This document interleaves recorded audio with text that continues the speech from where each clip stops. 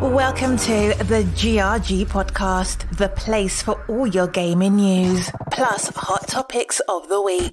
Also remember to follow us on Twitter at KMega4.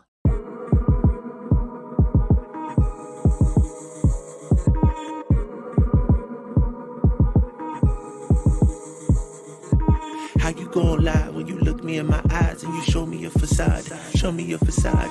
How you gon' lie when you look me in my eyes and you show me a facade? Show me a facade. You a lie. You a front. You say anything long as you get what you want. Tryna play me like a fool. Homie, I am not a clown. It ain't nothing but a game, cause all you do is mess around. Now I'm on the verge of a meltdown.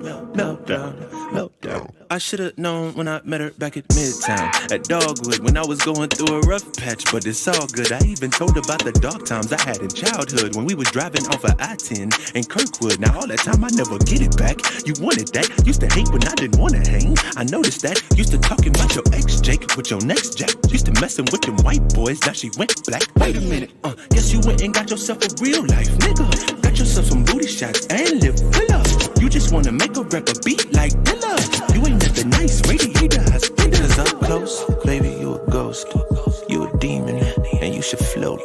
Get out the way, and just go. And just go, and just float. How you gon' lie when you looking in my eyes and you say you down for the cause, but you really here for the ride? You ain't really feeding no sheep. You're a K9 in disguise. Should've never gave you nothing but a funky high five. I know we can't go back in time, but I wish I could rewind and get back all that money that I spent every nickel and dime. Cause you a lie. Oh, you a front. You won't say anything as long as you get what you want. When you got yourself a new man, it ain't even been a month. I feel sorry for your boo, cause he don't know what he signed up for. Do he? Ooh, yeah, I heard that you met him at the bar, Louis. Hope you don't try to do him like you tried to do me, baby. You a cold-blooded killer like Stu. Cause up close, baby, you a ghost. You a demon, and you should float. Get out the way, and just go. And just go, and just float. Float like a balloon, an apple, empty bottle, cork, styrofoam, and most dead bodies. You killing me, homicide. Look at your lying eyes. I should have been better laced, cause I failed too many times. If money's the root of evil and you call yourself a dime, you gotta be penny wise. You gotta be penny wise. You gotta be penny wise. You gotta be penny wise. Cause up close, baby, you a ghost.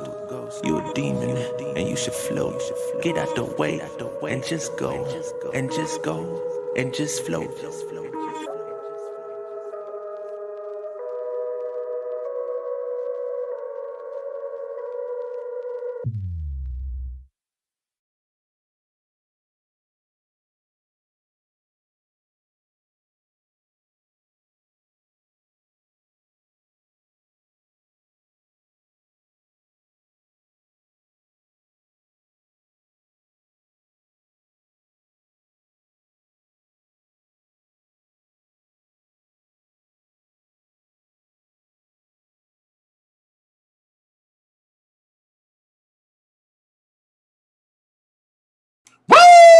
Welcome everybody. The GRG podcast is live. Welcome everybody to coming up in here, man, and go share this out. Oh Lord, I hear myself. I forgot. Hold on. I got something I need to change right here because I hear myself. I hear myself. My voice is sexy. Damn. Oh man, my voice is sexy as hell listening to that. Anyway, what's up, man, everybody? What's going on, everybody? The GRG is live, man. And man, we're trying to get Maloof's mic situation fixed. But other than that, man, everybody is here. Well, not everybody, because I'm not, the whole crew. There was a couple of the crew. No. I already know the people who said that they weren't going to be coming in tonight. So we're all good. But other than that, man, we're going to have a great show. Our boy Big Cloud is in the building, man, and Noof is here, but we're going to get that fixed, hopefully get that situation fixed. And then, he's going to have to probably pop back and come back in. Noof is in here in spirits, people. Yeah, but he'll be back.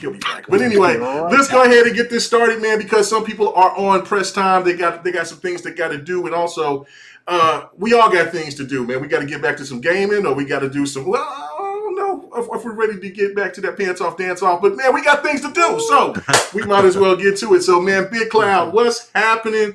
Thank you for stopping by, brother. What's going on, man? How you been, and what you been gaming on? That was good, man. Thanks for the invite. It's been a minute. Yeah, it's been a minute.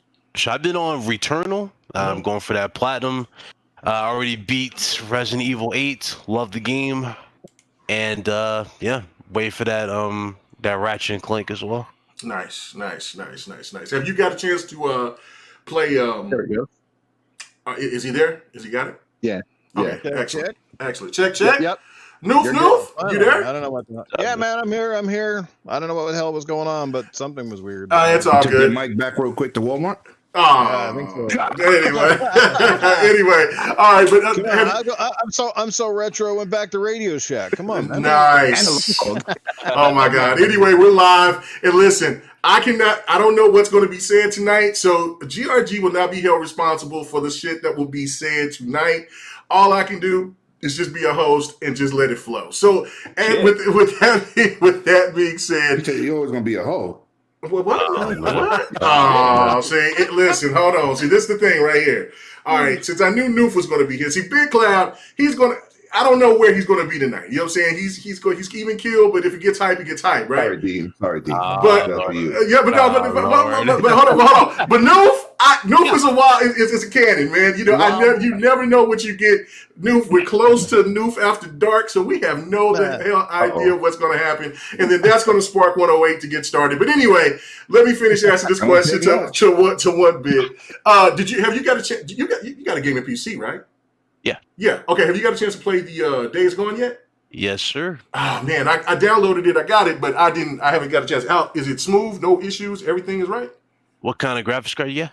I got a 2070. I had a 2060, and then I messed up my shit. I set my shit on fire. Damn. And then so I got some money back, and so I had got a little bit of extra than what I wasn't anticipating, and so I went ahead and traded that in and got me a 2070. So that's what I got. But yeah. I ran it on my brand spanking new. It's just lovely, but I ran on that brand new 3070. Oh, you disrespectful. You being disrespectful. It is. Let me tell you something. I ran it max. Everything maxed out. I think I ran it at 1440p just so I wanted to push more out of it. I got it at a full 120 start to finish.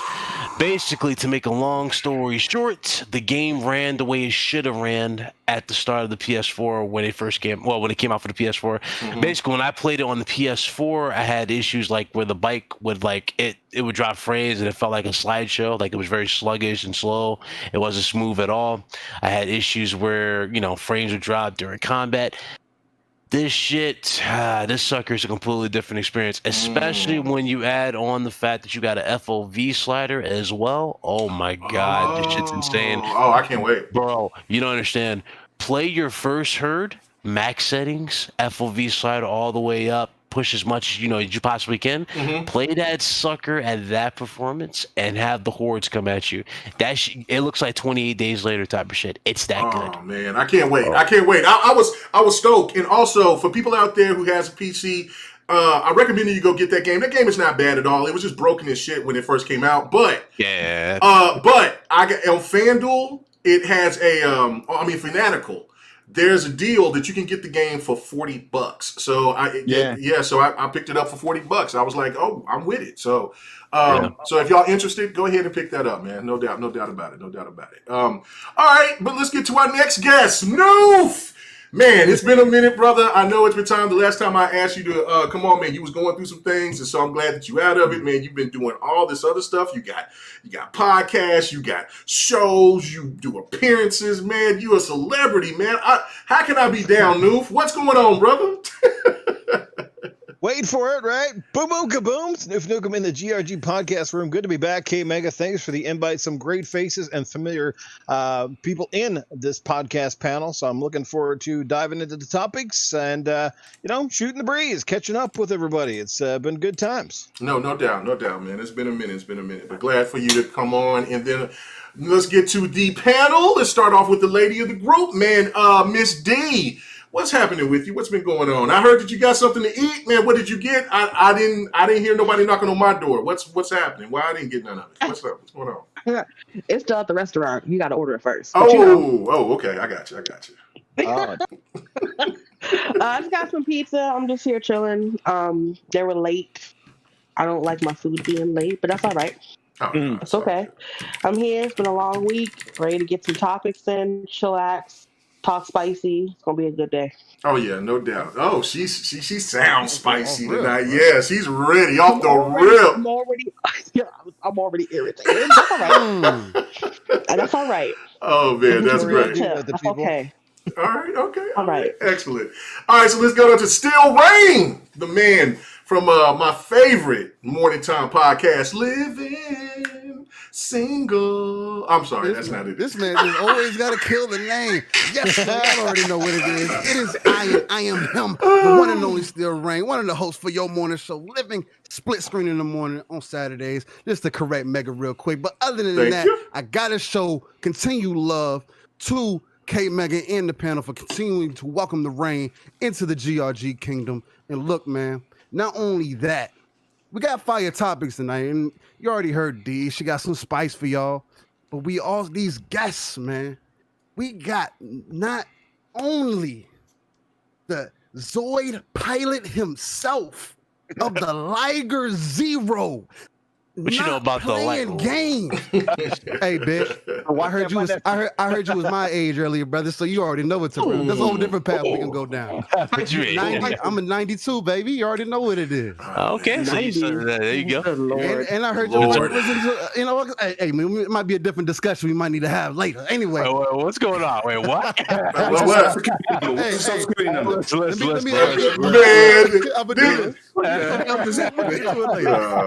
heard you like spaghetti with oranges. Yeah, I know, man. What's happening here, man? Hey, man, I'm trying to. I'm confused. I'm scratching my head right now. He's like, he about to say, yo, I heard you like Alfredo, like, bro. I'm a Zoe fan myself, brother. I grew up with it. It was one of my favorite shows from back in the day. It's underrated, man.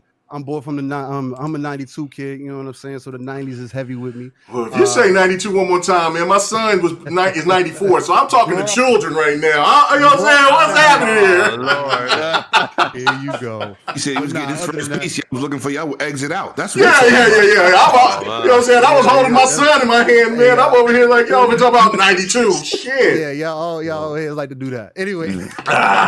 But other than that, brother, not only that, if that blows your mind, we got also Mr. Boom Boom Kaboom in the room, about to get into these topics, man. Let's just proceed with the fire. Let's go. No doubt. One hell of an intro, Rain. I love it, man. Thank you. All right, and then we go to my main man. Man, the man's been here, man. He was a listener. Now he is a panelist. This brother's been coming. He's very informative. You know what I'm saying? And man, I'm glad to have him on, man. Hey, Six Slayer, what's happening with you, fam?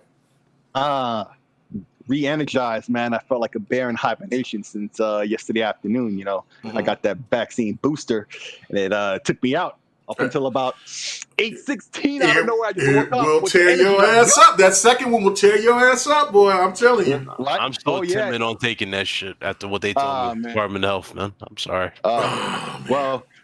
Anyway.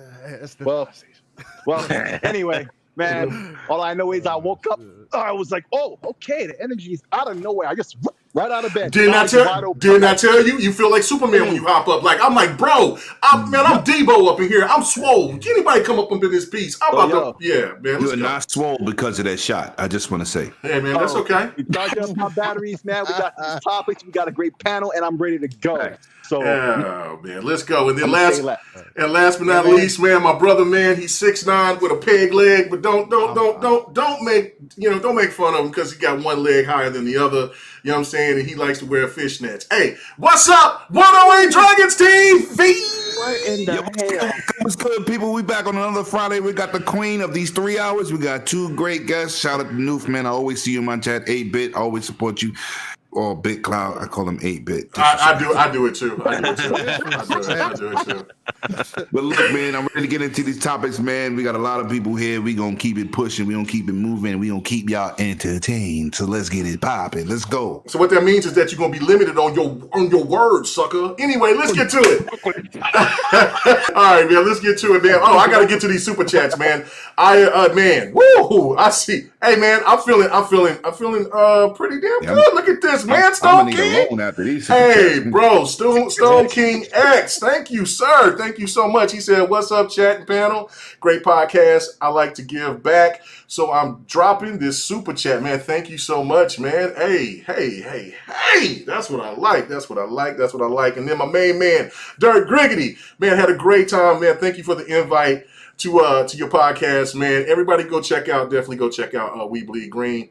Excellent podcast. Them fools is they're like us, man. They just like to clown, have a good time, man. And that intro was hot that Devin made. That was really hot intro. But anyway, he says, "What's up, GRG? Shout out to Stone King X for supporting the community.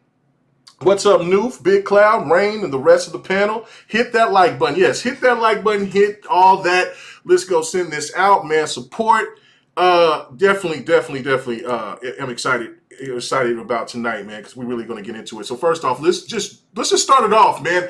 I forgot to bring it in because I was really thinking about that last topic. Want to hear y'all's thoughts about it. So let's just get right into it about the WB Discovery Channel Plus. It's just got Discovery Plus merger, because I don't think that there's really too much information that's out yet, but I think that we could just go ahead and just break it down and just talk about it. So I'm going to go straight to the guests. I'm going to go straight to you, Big Cloud. What do you think, man? How significant is this? How much do you know about this situation? Is it basically saying that these studios is going to be up for sale here coming in the future, or do you have a different thought process about it? I mean, we've heard so many times that WB was selling something, right? Mm-hmm. Over and over. It's been going around like, oh, it's up for sale. Like Microsoft was up to buy them at one point. Mm-hmm. Honestly, if it does lead to that where they're up for sale, I'm going to say the same thing like I said last time. I think we had this conversation before where I was like, Sony's known as the Marvel console. Why not have Microsoft be known as the DC? Yeah. For Marvel. So I mean, if it does happen and they're on for sale, I would definitely put my money on Microsoft making the purchases. But again, it's really like, you know what I mean? It's so vague. You don't really know what really to expect of this type of thing. You really don't. I mean, you could speculate and say, sure, it might be up for sale, but I don't know, man. It doesn't really say as much. And I didn't really hear much about this, honestly. Like, everybody's tight-lipped. Yeah, no, I mean, it is. That's why I was saying, like, I mean, I wanted to talk about it, but it's just not enough information yet. It's just kind of like how when we first found out about the Xbox Bethesda or ZeniMax merger, or not merger, but purchasing. Yeah, and then we started getting it after everything became finalized. So we're still in this phase where it's done. The ink hasn't dried yet. And so then we'll start seeing that the separation of the studios, just like the merger with Bethesda into Microsoft's studios. Like, you know what I mean? You'll wait for that official a date when it happens. But for Microsoft, I would actually, I mean, again, if it is true and they are for sale, I would really want Microsoft to go out for this. Really? Not Sony? Nah. See, the thing is, Sony and the whole superhero thing right now, Sony's got one of the best successful characters of all time. They got Spider-Man. You know what I mean? Spider-Man by itself outsold the Arkham series. Yeah.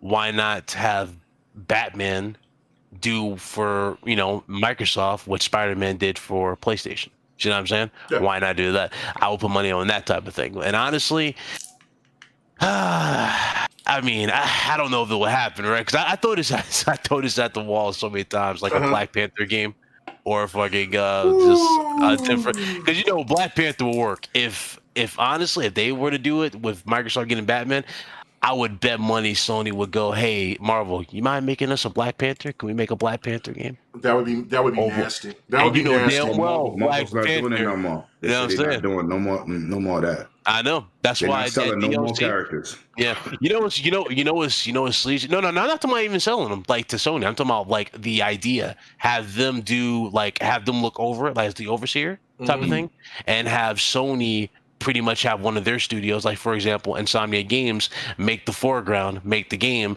and what happens is both of them work interjection to make the game what it should be.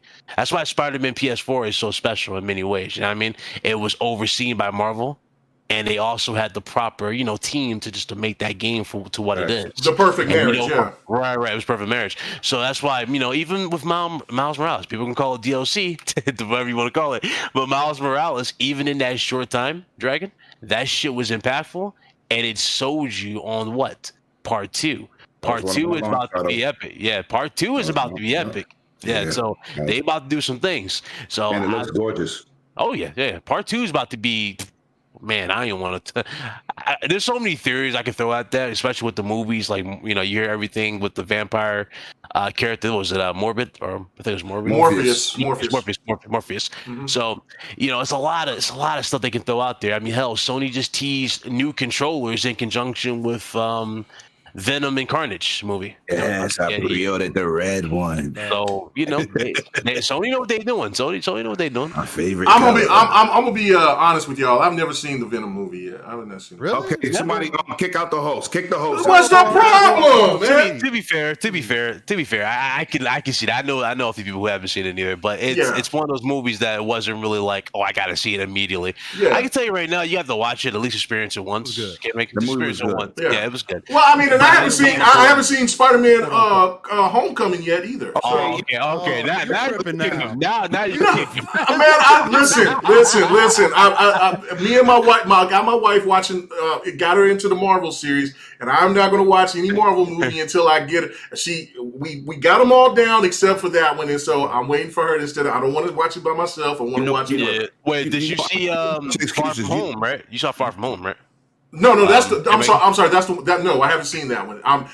This is blasphemy. I bought it. I'm just waiting for her to when she gets. Yeah. Oh man, Dragon, how can you go on in life, Dragon, and not see the most perfect material on TV? But Wonder Woman. Hey man, because my wife loves Wonder Woman. What are you talking about? I gotta see Wonder Woman anyway. All right, let me Men tights and pom poms. Wonder Woman, go ahead. Hey man, listen. Let me go to Noof, man. Noof. What? 1987 was trash, by the way. Oh no. I wasn't a fan of it. I normally don't dog out nothing, but yeah, I was not. I told you it was garbage. Oh no, a lot of people. I don't listen to everybody because you told me the Aquaman was garbage, and I was like, hell no. The crowd replied, no. I did not say nice. No. I said the first Wonder Woman was okay. No, that one was hot. Yeah. All right, let me get to Noof. Noof, what is your thoughts about the whole merger situation, man? I mean, do you think that there will be the AT&T is just going to do a fire sale once all this stuff is over? I mean, we know that they've already accumulated between $40 to $55 billion to go against their debt. Do you think that they will be trying to sell off the rest of these studios to try to counteract to pay the debt in full? I do eventually, but I mean the whole situation is kind of complicated. I don't know the ins and outs. I don't want to babble on too much and sound real stupid, but I will say this much: all the IPs in the world it's great to have the IPs. We know how valuable they are, right? And in the perfect world, I mean, Warner Brothers in particular holds the rights to so many franchises that we know a lot, especially in the movie industry. Things like Harry Potter, The Matrix, so on and so forth. But all the IPs in the world are no good without a great studio to maximize those IPs. The one thing about the Spider-Man game that people kind of forget is that how many Spider-Mans did we see prior to Insomniac's version? A lot. Tons. And the majority of them were fair, maybe good, rushed, based around poor movie properties, et cetera, et cetera. And a lot of them came out and basically sold on the name alone, but they didn't really sell and certainly didn't resonate with gamers because they weren't overly good. Insomniac is the first company to nail the character, nailed it out of the park with both Spider-Man and Spider-Man Miles Morales. Phenomenal games, both really well done, and selling like crazy. So that's part of the deal. So for me, I think for me anyway, looking at it from a Microsoft perspective, I think they should go for this. I mean, you go for broke. What the hell is it? You're 7 or 8 billion on Bethesda. What's another couple of billion on this one? Mostly, in my opinion, because of Rocksteady. Rocksteady, I think, is without a doubt their shining maker right now. Let's just hope they don't go the way of Crystal Dynamics. Crystal Dynamics coming off of 3 phenomenal Tomb Raider games, or sorry, at least 2 phenomenal Tomb Raider games. Watch, you said it right, 3. You said it right, 3. No, because it was. I still got the third one in plastic right now. I haven't touched it. I mean, watch him. Hey, the third one was amazing. I don't want to hear no slander about the third one. You better talk about my baby girl. Visual, talk about my baby girl. By Montreal. I can't comment on it yet. I haven't even been. You'll play it and you're like, man, this. Okay, but anyway, go ahead, Doof. I'm sorry. Yeah, I'm gonna move. The third one was made by Eidos Montreal. It wasn't done by Crystal Dynamics. Right, so that's the thing. So Crystal Dynamics, obviously, 2 phenomenal Tomb Raider games, handed off the reins, come out and did the Avengers game. And I don't know about the rest of you guys in this panel, but I think the Avengers game was the biggest missed opportunity in probably the last 10 years. I think they missed the mark. They nailed some things, but they failed on a lot of things. And one of the biggest reasons I think the Avengers struggles because they tried to be too many other games and not its own entity. We did not need all. I agree with that 100%. Right? I agree with that. Yeah. Some people like it, but they're few and far between. How many people are actually playing that game today? Like next to nobody on my list, anyway. But anyway, to get off topic. Rocksteady is a massive studio. They're obviously very talented, have nailed pretty much every Batman iteration they can. So if they can get that studio, and they're probably going to shell out a little bit more to get the IP part of it. But just having that Warner Brothers name behind it, a very recognizable name in both the movie, music, and video game industries is huge. And I think Microsoft can ill afford not to get them, because if they don't, somebody else will, and it could be Sony. And if Sony... I think, like I said, if Sony does go all in on them, they will go on it, and they're going to go balls to the wall, and they're going to try their best to get those properties because they know exactly how much Spider-Man started moving PlayStation units. And that's the difference between Microsoft and Sony. Sony does care about how many PlayStations they move, where Microsoft technically does not. Excellent point. Well, yeah, because the platform is Game Pass. Right. I mean, great points already. You know what I'm saying? You guys already killed it. We could just go ahead and just go to the second topic, because I don't think anybody else will touch that. Anyway, no, D will, because I know D is ready. D, what is your...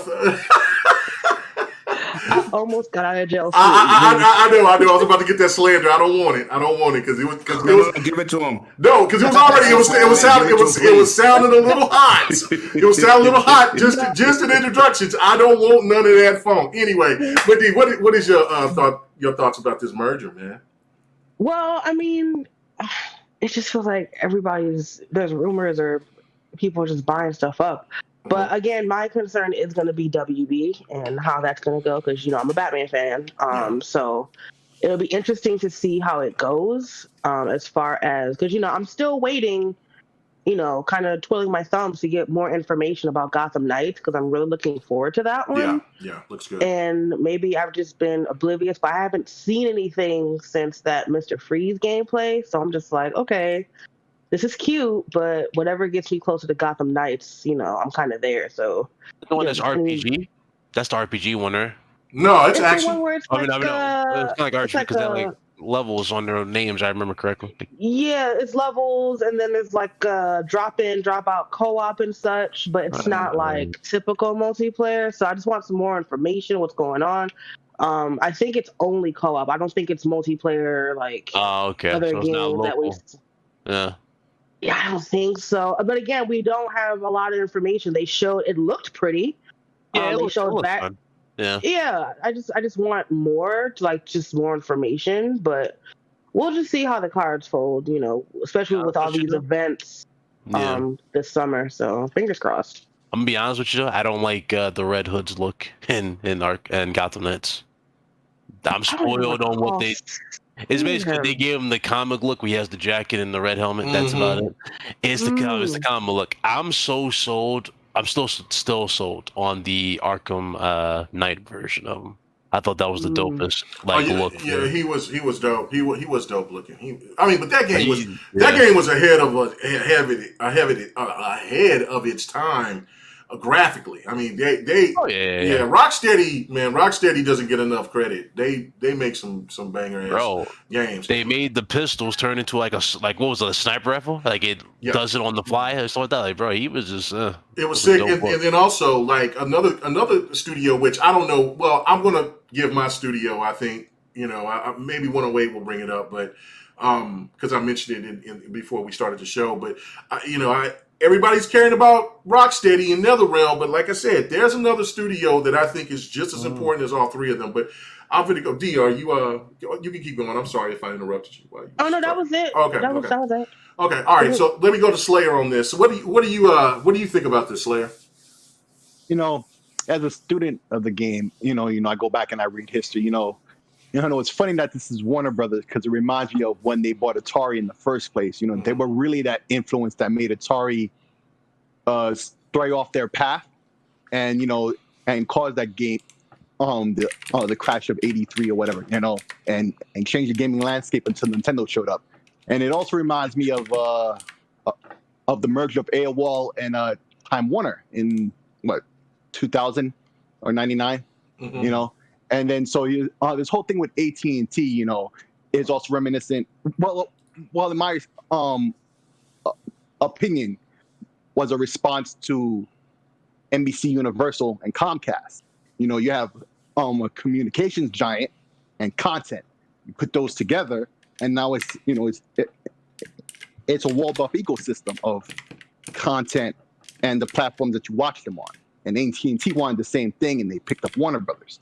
And so in this past week, we see that they're reorganizing everything where they have all the content together and all the communications together, because we all assume that they're about to sell, So everybody's talking about Rockstar and NetherRealm, and when you talk about Warner Brothers, that's a lot of IPs to make games on. There's comics with DC. There's so much. So this is why everybody, is looking for Microsoft, to pick that up. And this is the discussion we were having last year, if not earlier this year as well. Last year and earlier this year. Yeah, both. Yeah. Yeah. So I don't know what happened last year, and if that has any bearing as to what AT&T is doing now. But if there's smoke, there's fire, I feel. But I'm hoping, that Microsoft is the one to pick it up and not, Amazon or Google or Sony. We don't have to worry about Nintendo. Nintendo is not the type to be interested in that.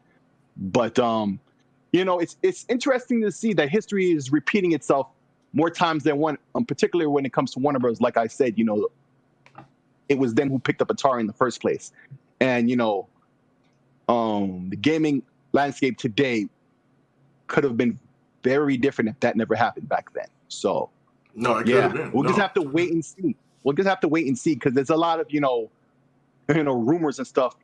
None of this is facts. We really don't know what's going to happen. Who's looking to buy, if offers are on the table, or if they're really just looking to sell at all, or if this just was a reorganization and that's it of AT&T. Really don't know. We just have to wait and see. But everyone is hoping. They're looking to sell, some of this content and developers and whatnot. But who really knows? So that's what I think. Yeah, no. The only thing that's facts right now with regarding anything is my pitching with my Padres. Anyway, you know what I'm saying? Look at that. Watch that game play with my Padres, baby. Woo! Still rain, brother. Yeah. What do you think, man? I mean, we was kind of getting into that discussion a little bit earlier, but is there going to be a fire sale coming? Are you anticipating a fire sale coming and everything is just up for grabs coming up here in the future from AT&T? Am I anticipating it, man? Yeah, I mean, to be completely honest, because Microsoft, I feel like, to me personally, is the only company that has enough sachet and enough capital to make the purchases that are going to be necessary. Again, like many other people that touch on it, it's always down to the IP. You know what I'm saying? Even Nufa touched on that earlier.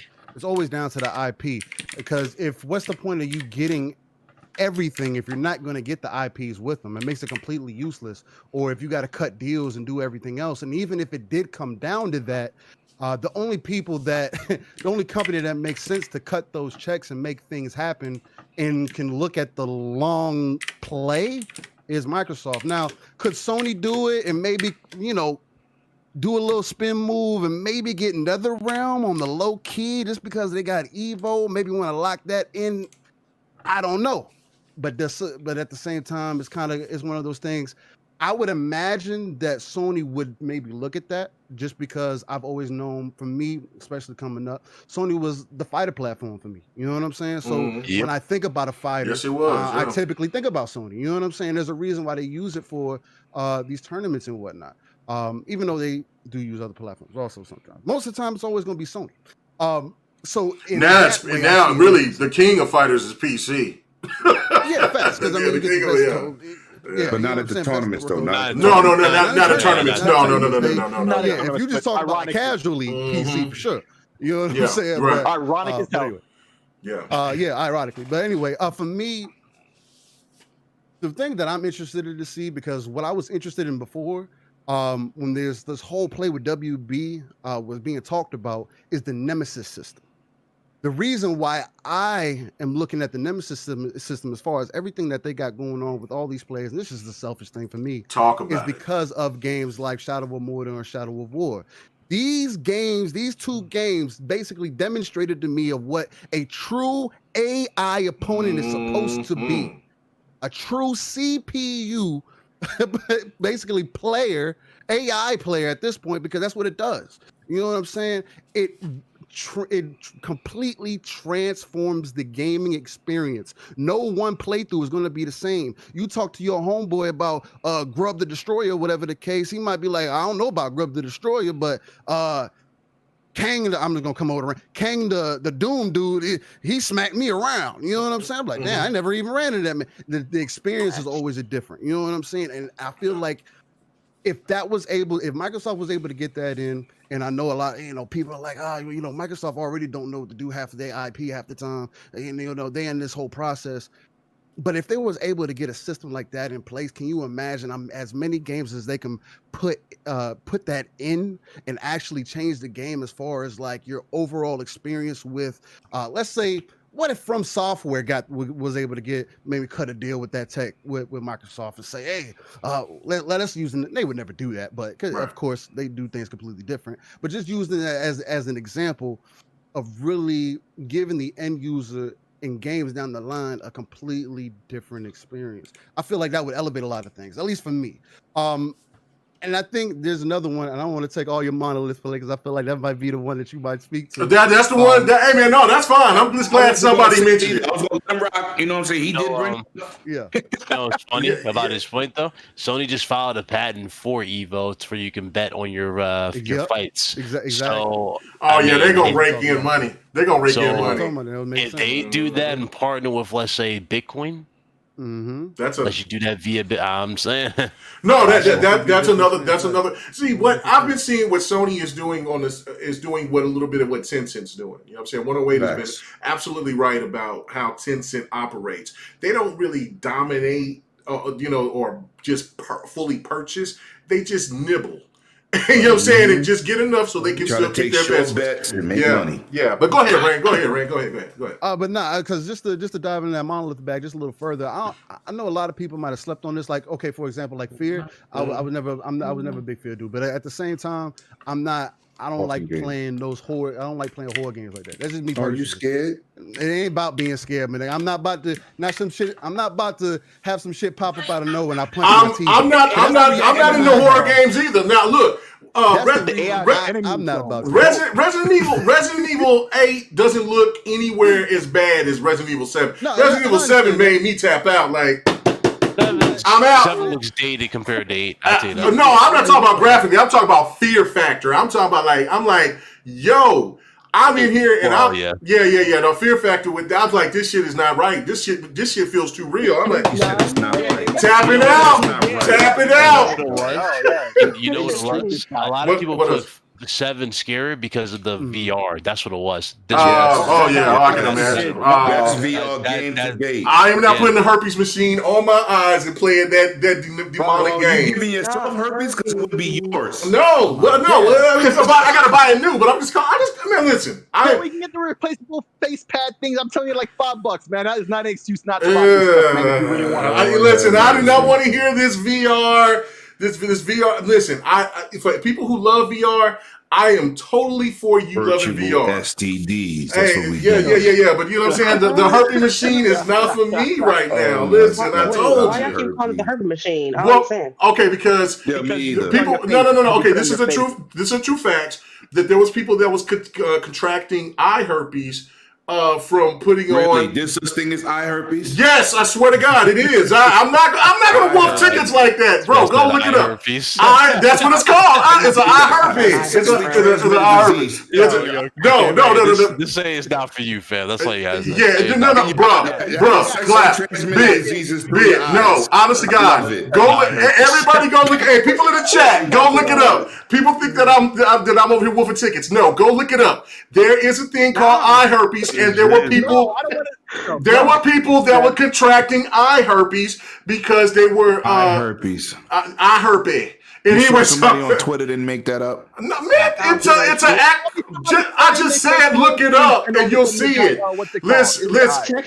It's just check. Just Google it. Just type eye herpes. Like saying I want to use your condom when I'm done. Come on, bro. Like I said, so are people buying like pre-owned ones? Cleaning them properly? Yes. That's what I was trying to explain. What happened was that the people was okay. You know they had the VR things and display. And you know how some co-workers are. They don't give a shit. They ain't go clean them things properly. And so people put them on after other people, and how you contract eye herpes, the eye herpes, is people sweat, or like they got water coming out of their eyes and stuff, and then other people put that shit on, and then that sweat gets in their eyes and they contract herpes. It is a true term. Go look it up. Go look it up. I swear. Go look it up. I'll put that on everything. I herpes. $5. Hey man, I'll put $100 on it. Go look it up. It's a medical term. I herpes. I herpes. Go look it up. I'm putting that money on it. Okay. My PlayStation. I'll buy 2 games. I'll give away 2 games if I herpes ain't a real thing. Go ahead. Hey, Noof. Hey, man, Noof. Well, that one. Just look it up. It's real. People, I told you. I'm so lost right now. I know, bro. Okay, anyway, go ahead, Ray. Sorry. What you trying to give me? Herpes? Yeah, girl, you trying to put that on my face? I want no eye herpes. Anyway, give me eye herpes. Stop staring at me. Oh my God, let Ray finish, man. Go ahead, Ray. That was it. Okay, all right. 108. Now, since you want to sit here and talk about eye herpes, Listen. what do you think about the merger? I think the merger. If Microsoft could pick a Batman and kind of be a balance of power, that they got a superhero. If you only have an Xbox, yes, that you can't play, and with Mortal Kombat. Evo sounds good, even though Sony don't own Evo. It's only an investment to help Evo strive. They don't own it, you know. Yes, right. PlayStation is a fighting system, but Killer Instinct sold 10 million, and Mortal Kombat 10 and 11 sold over 10 million. So I think Microsoft should pick up both of them because they do got the bag. Sony don't really have the money to go out there and buy big developers.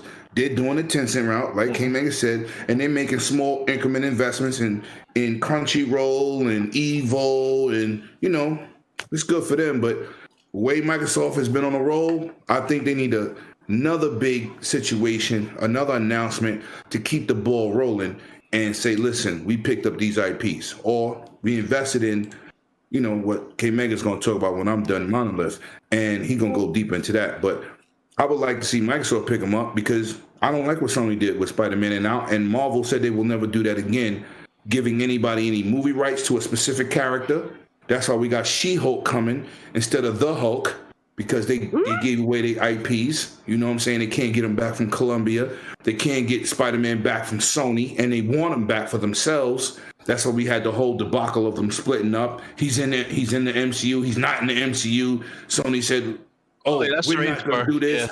Yeah. And then they said, you know what? We're going to charge you this now. And then they said, oh, no. He's back in the MCU and give us that discount. So Disney will never, and Marvel will never give up a character again. So I think, let's get a balance here. They got Spider-Man, which we can't touch. Not me, but just I'm talking about the specific console gamers. Get Batman. Each one teach one. It's like if you want to play dirty, we got the money to play dirtier. I mean, you don't have what we have. Yeah. So buy it. Right. And then if you start playing that checkbook for checkbook, Sony gonna run out. But see, they don't have the money to do that. But I just don't. That part, listen. I know Phil is very competitive, right? And I know that, with other games, with the ZeniMax games, I think it's a different story, right? But with a game like that, or with Mortal Kombat, I'm not tripping. I don't think I really want to press Xbox gamers that would really be tripping if Mortal Kombat would be multi-plat. Because I just don't. To me, sport. But you know what, K-Mega? But it's about the console idiots. It's not about us. I know. I crossplay. I get it. Kombat 11. I get that. Care. But no. I get that. But I'm just saying, in a sense, you know what I'm saying, in a real world perspective, because Microsoft could, they got the bag to do it, but. Yeah, they got it. I just don't think, with Batman, I could definitely agree with you on that. You know what I'm saying? Make that exclusive for them, be on a kind of like that DC thing. Yeah, that's got to be their counter, yeah. Yeah, that'll be a good counter. But with the game, with the games like Mortal Kombat, no, I don't think any Xbox gamer would be like, I can't say any, because I know that there's some. Listen. I want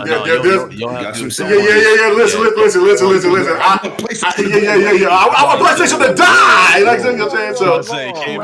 I know.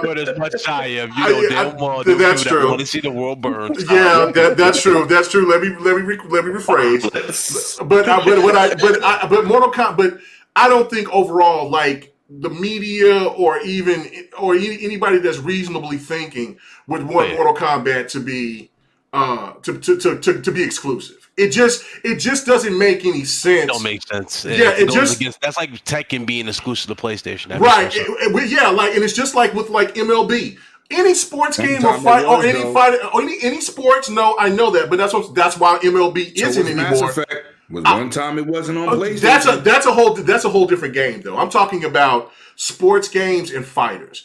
They need the biggest iconic characters. They need the biggest audience than some single player games do, because the genre. I love the genre. I loves the genre. You love the genre, but the genre is not as big as some of these other properties out here. So Mortal Kombat being multi-plat, I wouldn't bitch about it. If some crazy fool came to me and said, it's Xbox want to get it. No. It's not even about that, because you're still going to buy Mortal Kombat and you're still going to give Microsoft money if they decide to get that property. So it's still a win-win. It's no different than just anything. Right. So, but hold on. But I got to do this before we move on.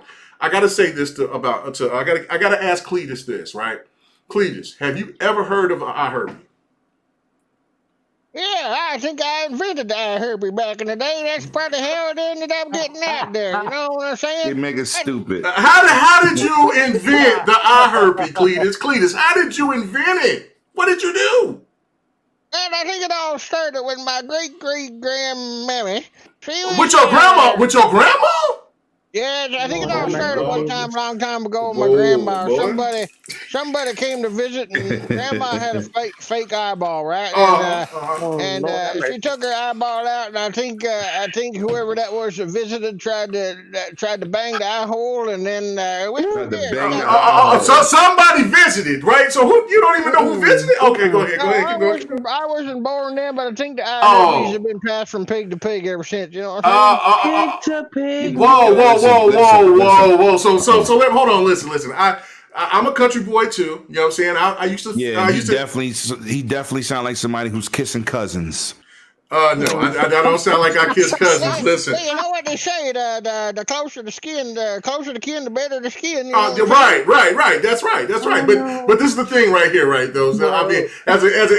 as a country boy I'm who off was out the- here I'm off the rails, who used to feed pigs, used to feed them slop. You know what I'm saying? Wow. Why would you? A bit noof. My bad. Why would you? Why would you even consider even looking at a pig? I mean, what's the attraction to the pig to where you could even contract the eye herpes? What? Well, there's easy access. You know what I'm Whoa! saying? All right, thank you. They get down dirty, they pink, they stink, they snort, they're ready to go. You know, like Oh you turn on the my lights and God, it Lord! feels just like a plump lady. You know what I'm saying? Whoa! You know, I like a plump lady. I don't mind a plump lady, but I'm just saying, that's a Oh my God. different. That's a different I type of think y'all should plump. have this podcast with each other. You know what? I think me and Noof might be thinking about doing something here in the future. Holy cow. Anyway, all right, man. Let me get on to the next topic. I do think Yeah, Lord. before we get to the next topic, I wanted you to say I'm from New York City. We have nothing to do with these down south and south. Noof ain't even from out here. Noof is out there I from don't kiss Canada. cousins. I believe in family is family. Man, come You know on, what I'm man. saying? Come on, man. Wow. No comment. No comment. No comment. Listen, you East Coast cats just don't understand. Anyway, so let me.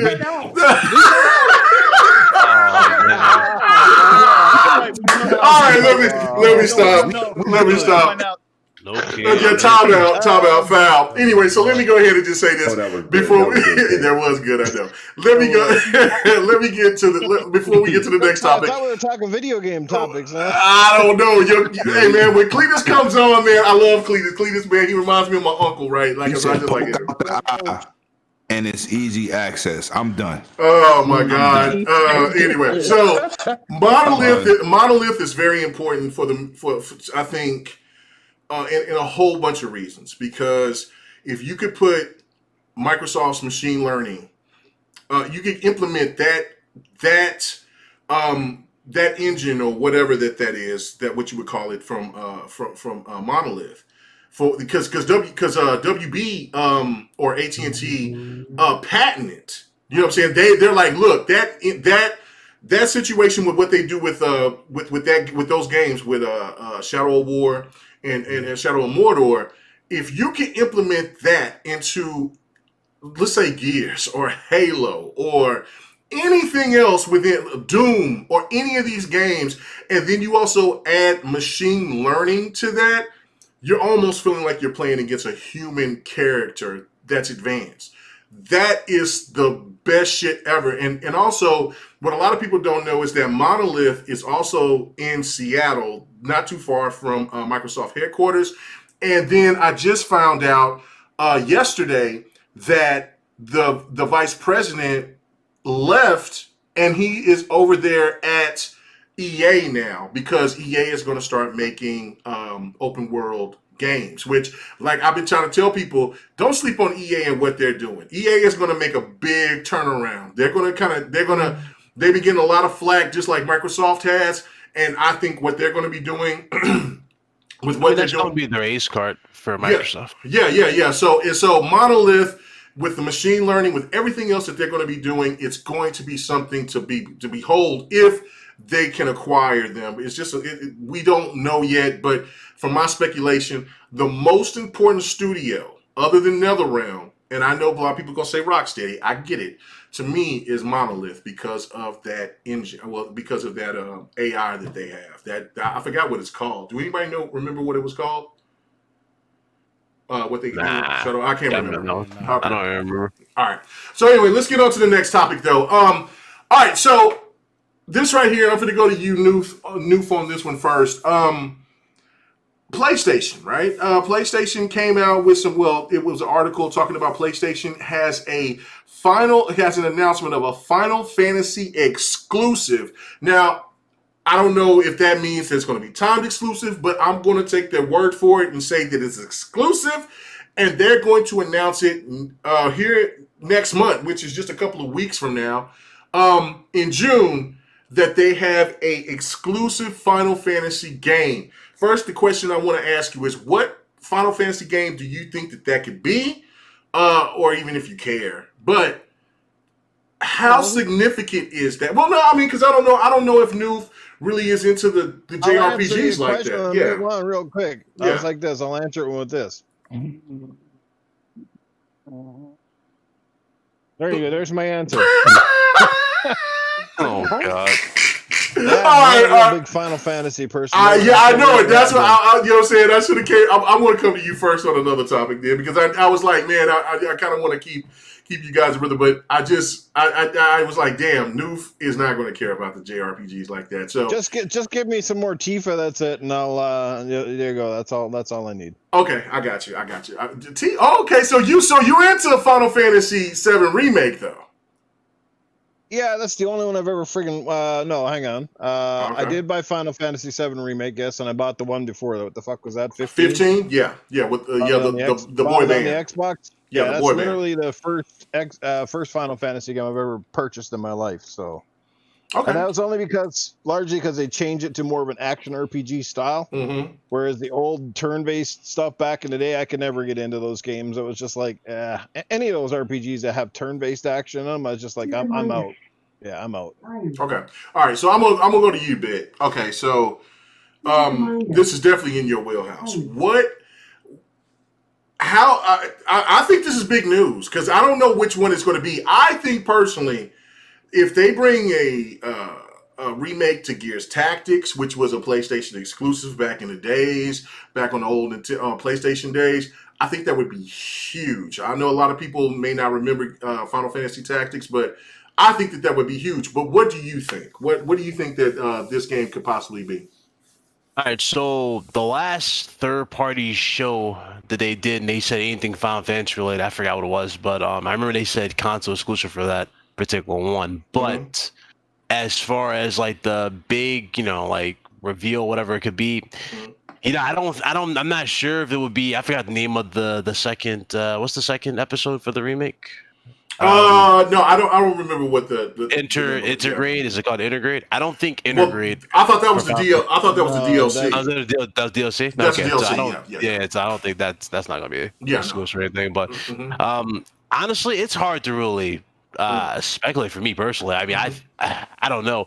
Sony's idea of going for everything. Sony's more, it's like they go for that crazy, that wow moment, right? So whatever it is, it has to be something like legit, that's going, blow you away type of thing. Right. And when you look at what they've done over the time, like, since then, it's like, it really, really just, you can really guess all day of this one. It's like, hard to really say. Right. Yeah, no, I mean, it is. And that's why I went to Noof, and then I was like, oh, shit, Noof ain't going to care. So that was what I was like, man, let me go back to you.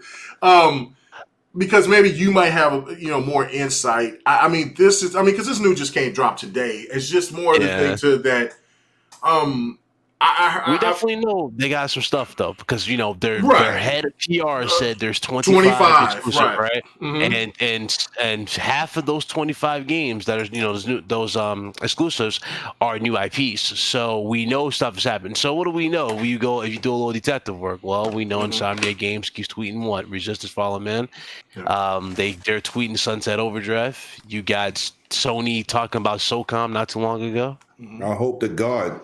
A lot of people are hoping for SOCOM. Everybody who wants SOCOM is in their late 30s and early 40s or mid 40s. Or getting close. And the thing is too, another thing that's been talked about, and I'm pretty sure y'all heard about it, was Metal Gear Solid Remake. Yeah, we did hear about that too. And Metal Gear Solid Remake, the last time I heard anything about Metal Gear Solid Remake, and this goes back into a future purchase from Sony, and that's Bluepoint. Bluepoint was rumored to be making the remake. Mm-hmm. And aside from Bluepoint making that game, what else have we heard? Castlevania supposedly making a return, and Silent Hills, which we were going to hear something about in the summer. So there you go. So it's a lot of crazy stuff to look out for. I mean, honestly, they got it could be mad indie games. There's going to be some indie games in there. Don't get it twisted. Nintendo Hey, you know what? Listen. Here's the thing about Nintendo. 20 indie games and one first party. Right. Listen, this wouldn't be a GRG without no slander. This wouldn't be GRG without no slander. You know what I'm saying? There'll be some more all stars popping off, man. Don't get it twisted. Before PS4 came out, Nintendo 2 games and 100 games. They put them on stage for the first time. We've been to E3. They're not even in the building. You know what's funny though? You know it's funny. I was talking to guys about this. Where the hell is my Metroid? Where is my? First of all, question. I said this today to Clowns. I said it to my boy Clowns today. No. Screw what I just said. Where is Bayonetta 3? Exactly. Right. Sorry, big Bayonetta 3. Because of the budget for what's that game they was making for Microsoft again with the dragons? Scalebound. And Microsoft took that bread back. That's what happened to Bayonetta 3. Man. Bro, it's like, dog, Nintendo has so many IPs. Now they're doing a Pokemon. The Pokemon game looks lit, but aside from that Pokemon, it's like, dog, where are the heavy hitters that you were talking about all this time? Where is that stuff? They're not finished with Wii U ports. What's wrong with you? But hold on. But we listen. This is why we don't have our Nintendo assailant here to really break it down. No, he just likes Nintendo. You know what I'm saying? PK. But no, bro. Like no, listen, bro. He is PK is a Nintendo dude. He is all about Nintendo. That was one thing because we lack that here. I love Nintendo. I love Nintendo. I grew up with Nintendo, but the fact of it is, I didn't. I try to keep up with it, but it's so dry most of the time that it's just like. But no. I'm listen. My man ain't here. You're preaching. But I want to tell you the phone calls I get. Wait, what's that? What's that? Oh, here we go. Hey, yo, PK, what up? Hey, man, I'm just calling, checking on you. I'll be like, hey, that sound like more like 100. Everybody good. That sounds more like 100. Because you said Maine. Yeah, no, he says it too. Listen. Okay. He goes, hey, man, I'm just checking on you, And I was like, how's everything? I said, you shouldn't be at work. No, I just clocked out at 5 o'clock. Yo, so what you doing? I said, I'm sitting here watching Supernatural. Yo, I'm gonna be popping on Smash Bros with my kids. You wanna play? I'm like, nah, but you never play with me. I'd be like, PK, come on, man. I don't really like the game like that. But I need somebody to play. You know what? I'm going to come on.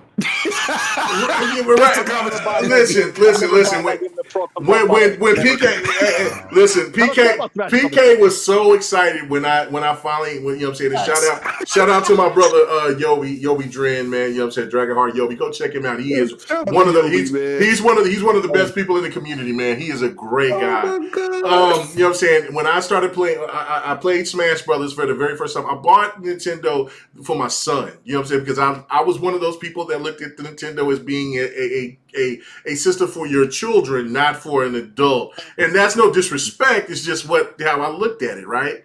And so I bought it, my son loves Smash Brothers and stuff like that. So when I played, and so I said, look, fight night, we going to do Smash Brothers. Let me tell you how PK acted, man. I ain't never seen him that excited. And then Tarzan, shout out to my boy Tarzan. He's on Twitch.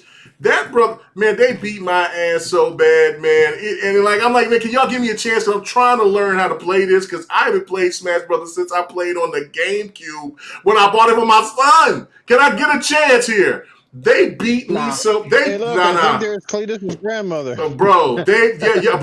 Listen. They treated me like the pig that was like the big girl. You know what I'm saying? Like, you know what I'm saying? They just did me dirty.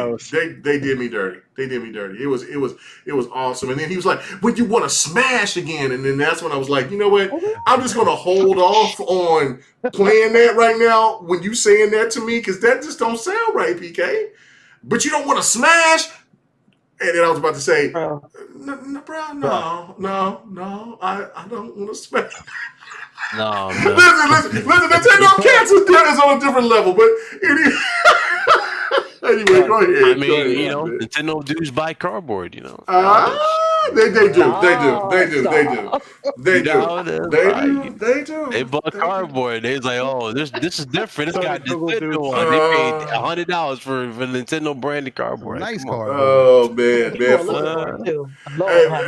Y'all remember the David show? We'll get a 3D printer. Yeah, we're definitely gonna buy a 3D printer or some shit. Come on, Chief. Brother, it's crazy. Man, thank you guys for coming and stopping by. Again, please hit that like button, show some support, man. And then for the guests that's here, man, Big Cloud, for Noof, man, go support, go follow those guys. Their information is in the link in the description. You know what I'm saying? I'm getting better with this. I know that I've been really country with this shit, but I am trying to get better with it by every show. So let me just go ahead and do that. Go check it out. Yeah, iHerpes is a real thing. Didn't you just hear Six Slayer just say that it's a real thing? I love that. No, unfortunately. Lord. Yeah. It's just the symptoms of herpes. It's just the symptoms of herpes. But like, if you have herpes, you know, sometimes it shows up around your eyes. Wow. It's a real deal. We gotta have condoms for our eyelids, bro. Hey, I'm just saying. Wear latex, you know. That guy's blinking a little weird. He might have eye hurt. You know what I'm saying? Hey man, that chick ain't blinking right. I got it. She blinking a little bit too much. I gotta dip out of here, man. All right, man. I know I wanted to. One last. You got anything else that you want to add to that before you get out? With the whole situation with the Sony thing. Okay, all right, cool. So where everybody can find you at, Big Cloud? Oh, you guys can find me at Big Cloud Gaming, YouTube, Twitch, Twitter, RGT Podcast, where we host every Friday on the channel.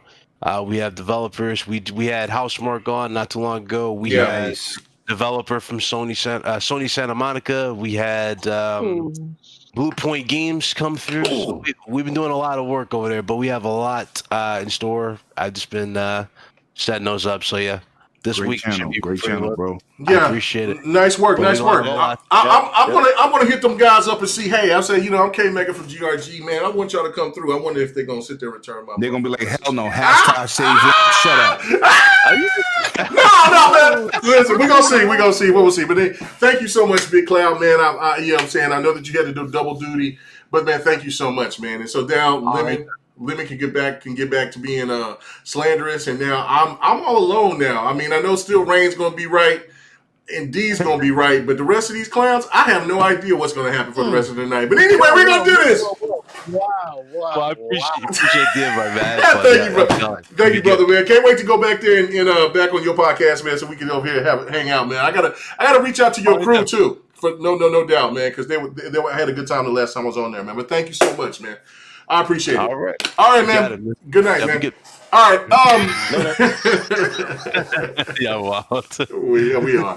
All right, man. So let me go to Rain. Let me go to Rain on this one, man. Rain. The whole PlayStation situation with this. What game do you have? Do you think that which Final Fantasy game do you think that this possibly could be? I was talking to Righteous, and he was bringing this up. He was bringing it up like, oh no, this is the Final Fantasy VII remake 2. They're gonna lock it all down. They're gonna get all this, and I'm like, man, I would pump the brakes on that. Do you think that this could be that game, or do you think it's going to be something else? Man, Be completely real, brother. As much as I don't actually care about it, I'll say this. Man, what's going on, man? Come on, man. What's wrong with this tonight, man? 16. Hold on. Oh my if it's God. Final Fantasy 16, brother, it's definitely gonna be some DLC. Man, come on, Ray. Don't do that, man. Oh my God. Well, no, I mean, as much as I have a love for Final Fantasy itself, Final Fantasy is not a game or a series that's going to make me buy a console. It's one of those, if I'm already invested in an ecosystem. Yes. For example, I like 15. I also like back in the day, I like 7. 15. I like 15 but too. 15 was dope. I'm not in a rush to play it was. Final Fantasy 7 Remake. I'll play it whenever it comes to, wherever it comes to, or when I finally get a PS5, when I get that Pro Plus.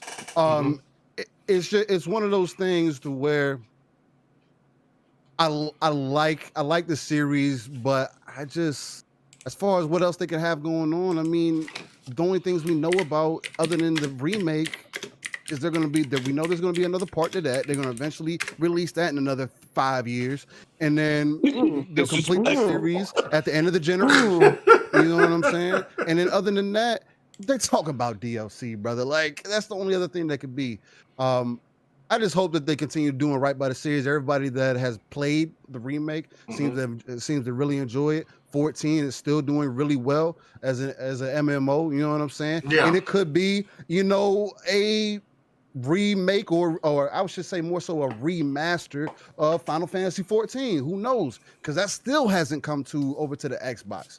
You know what I mean? And they've been talking about that coming this way for a long time. Yes, they have. So, Them studios is on skeleton crews because they're doing a lot. And they're working on like 20 projects. And that's the other thing too. It seems like Square Enix is still kind of stretched thin at the same time. Spread thin, right? And so they're just doing what they got. That's why their games come out when they come out. So I don't know, man. At this point, I just hope that the games continue to be solid and hope things continue to go well, man. That's me. Thanks. No doubt. All right. What about you, 108? Yo, I'm with Rain on this. I'm not gonna stay long on this. I'm like, you listen. Thank God I'm a multi-platform gamer. Because Final Fantasy should have been on Xbox now with better enhancements. We still ain't got it. We still ain't got a date. We ain't got a mention of it. So for me trying to guess what the hell they're gonna do next, I don't even care. Y'all can't even get Final Fantasy VII right, remastered or redone. Pretty much, it's not really a remaster. It's really a redone game. It's remade. Like the name anyway. It's remade. Like Resident Evil 3.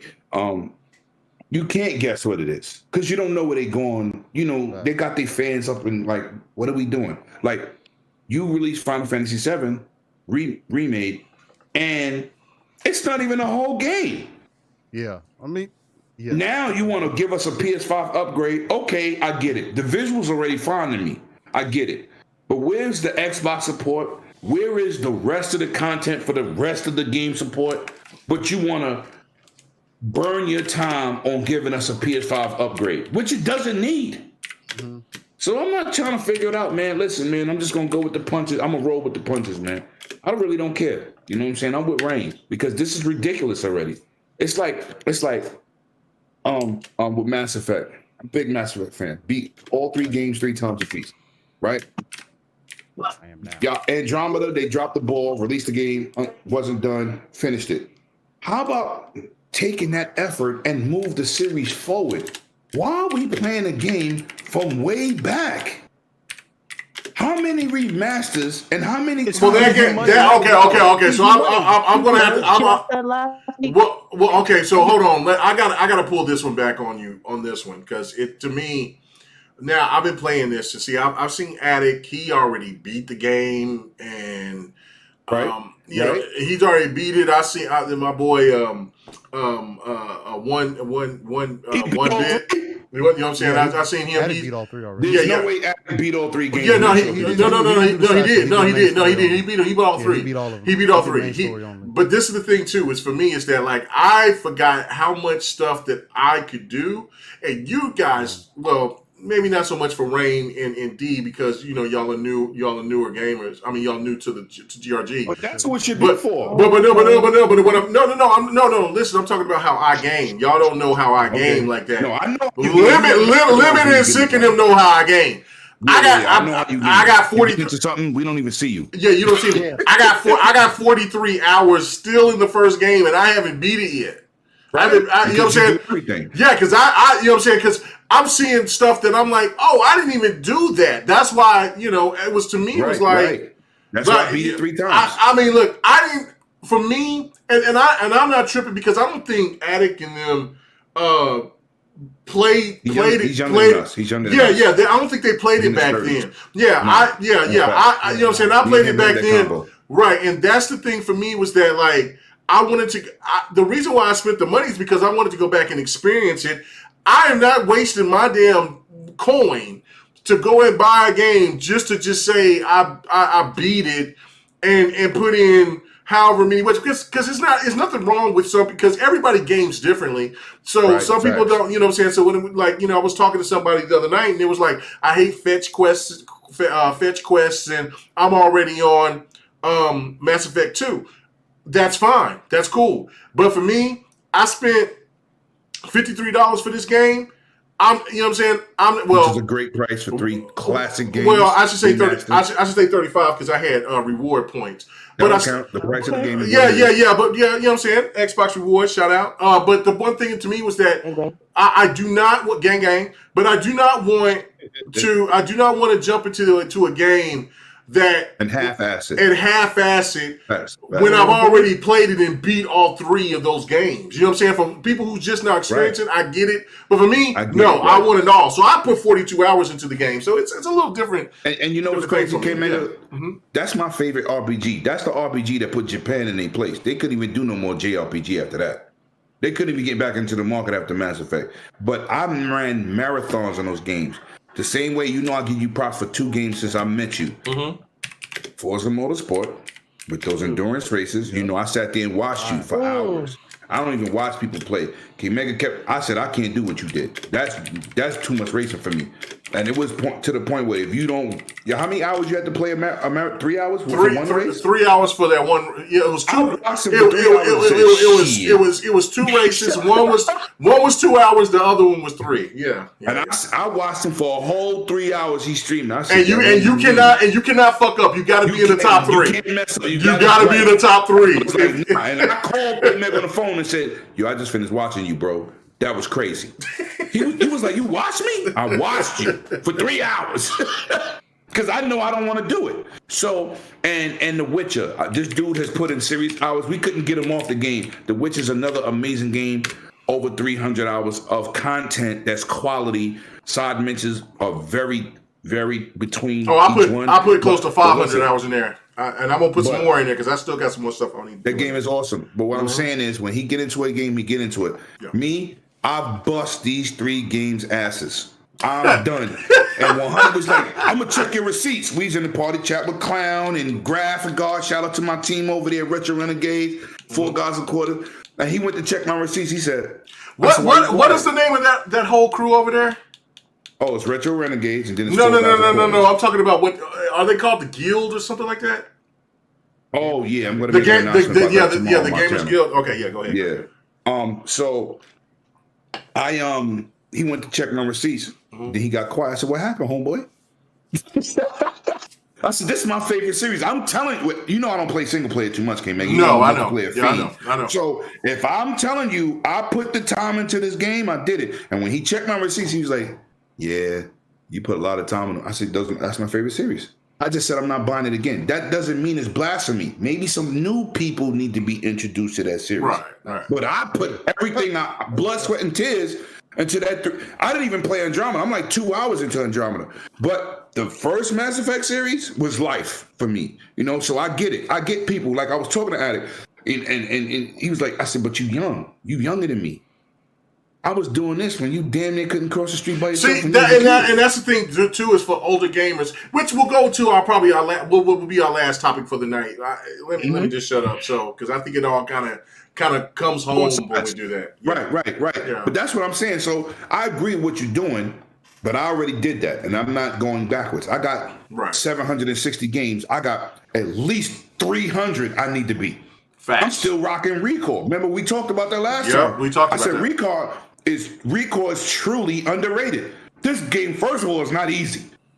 The boss battles is good, and the platform is on another level like Mario. Yeah, absolutely. I didn't even know it had all that. Yep. Don went back and started playing it the other night, and he was reminiscing. He was like, "Man, this is good." Yeah, because he was questioning me when I was saying like this game has Returnal has the same type of game mechanics. I'm not saying it's the same game. It's got the same mechanics. Same style. Yeah, the same style. And it's also a tough game. When you get into those dungeons, it's not easy. You got to do the time. You got to get the key. And the platforming, And the platforming. And you got to get all those boxes in one shot.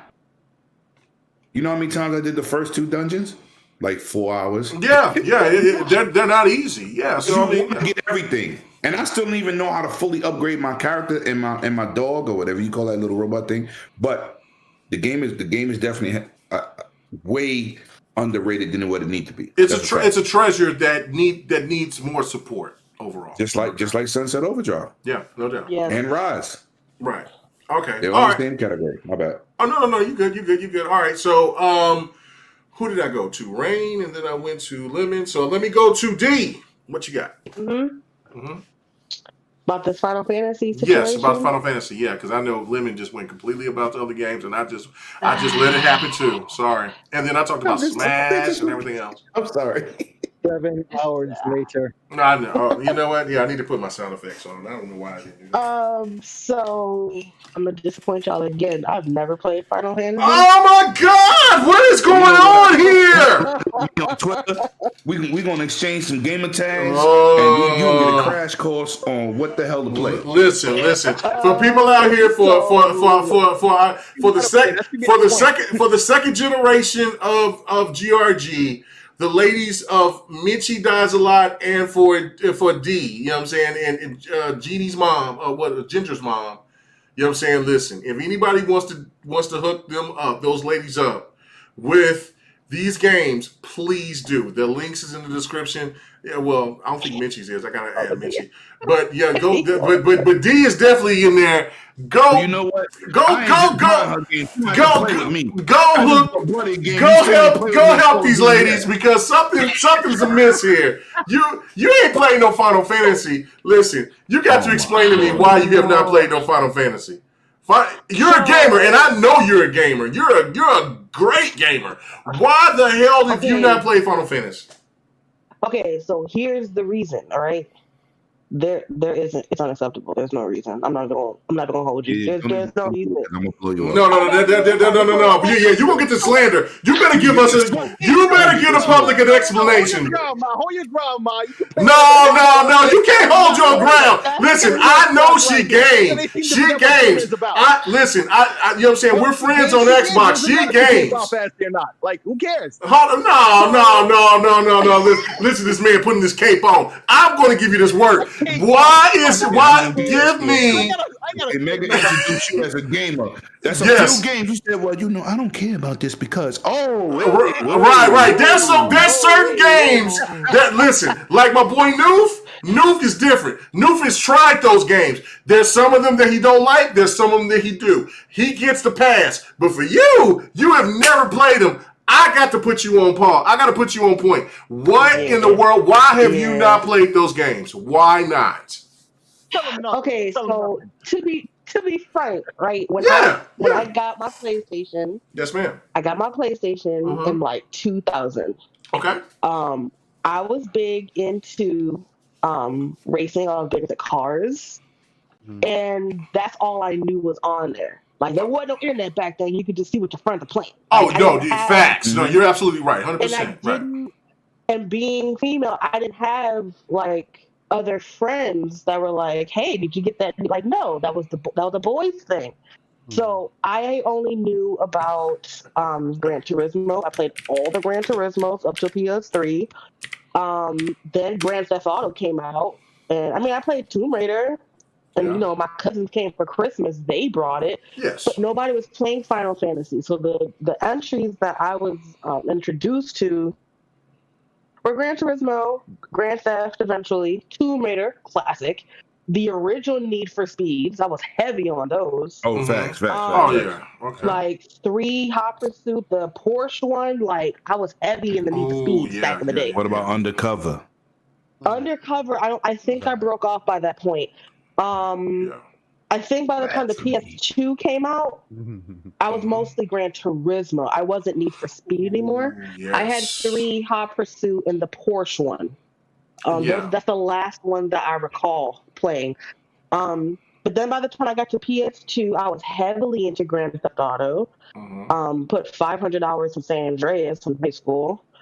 And then after way more hours than I did. Yeah, no doubt. Yeah, and somebody wrote up in my file. I almost fought him. But anyways, after that, it was 360. So by that point, I didn't. The first time I heard about Final Fantasy, to be honest with you, was when I got my PSP 2000. And there was some Final Fantasy on it, and I was just like, I don't know what that is. I just got this. So you didn't have a PS1, huh? Because I did. Final Fantasy was on PS1. But PlayStation, the original PlayStation, I got it as a Christmas gift, and they got me Gran Turismo. I think Tomb Raider. You know what we're gonna do? We're gonna do some homeschooling, right? We're gonna do some FaceTime. Hey, and I'm you know gonna what? be a professor. Hey, Brack, look, you know what we're gonna do? What are we gonna do for you? GRG is gonna help you out. You know what I'm saying? We're gonna help you. We're gonna help you out. We gonna get you Final Fantasy 15 ready to go. We're gonna bring you up to speed. We're gonna get you some Final Fantasy. You know what I'm saying? Game Pass. They got the Final Fantasies. Try them out. Like, listen. The older Final Fantasies are turn-based, which I don't know if you got Game Pass. Yeah, I got Game Pass. Start there, Final Fantasy. That's your homework for the weekend. Final Fantasy 7. Final Fantasy 7. Download that. See if you can dig that. If not, then you know what? Then maybe then K Mega as the host, I need to sit there and I need to introduce you to Final Fantasy 15 and see if you can dig into that, because you got to play a Final Fantasy. Final Fantasy is a testament. Maybe the only kind of fantasy she's into involves Idris Elba. That's a good fantasy to have. What? Hey,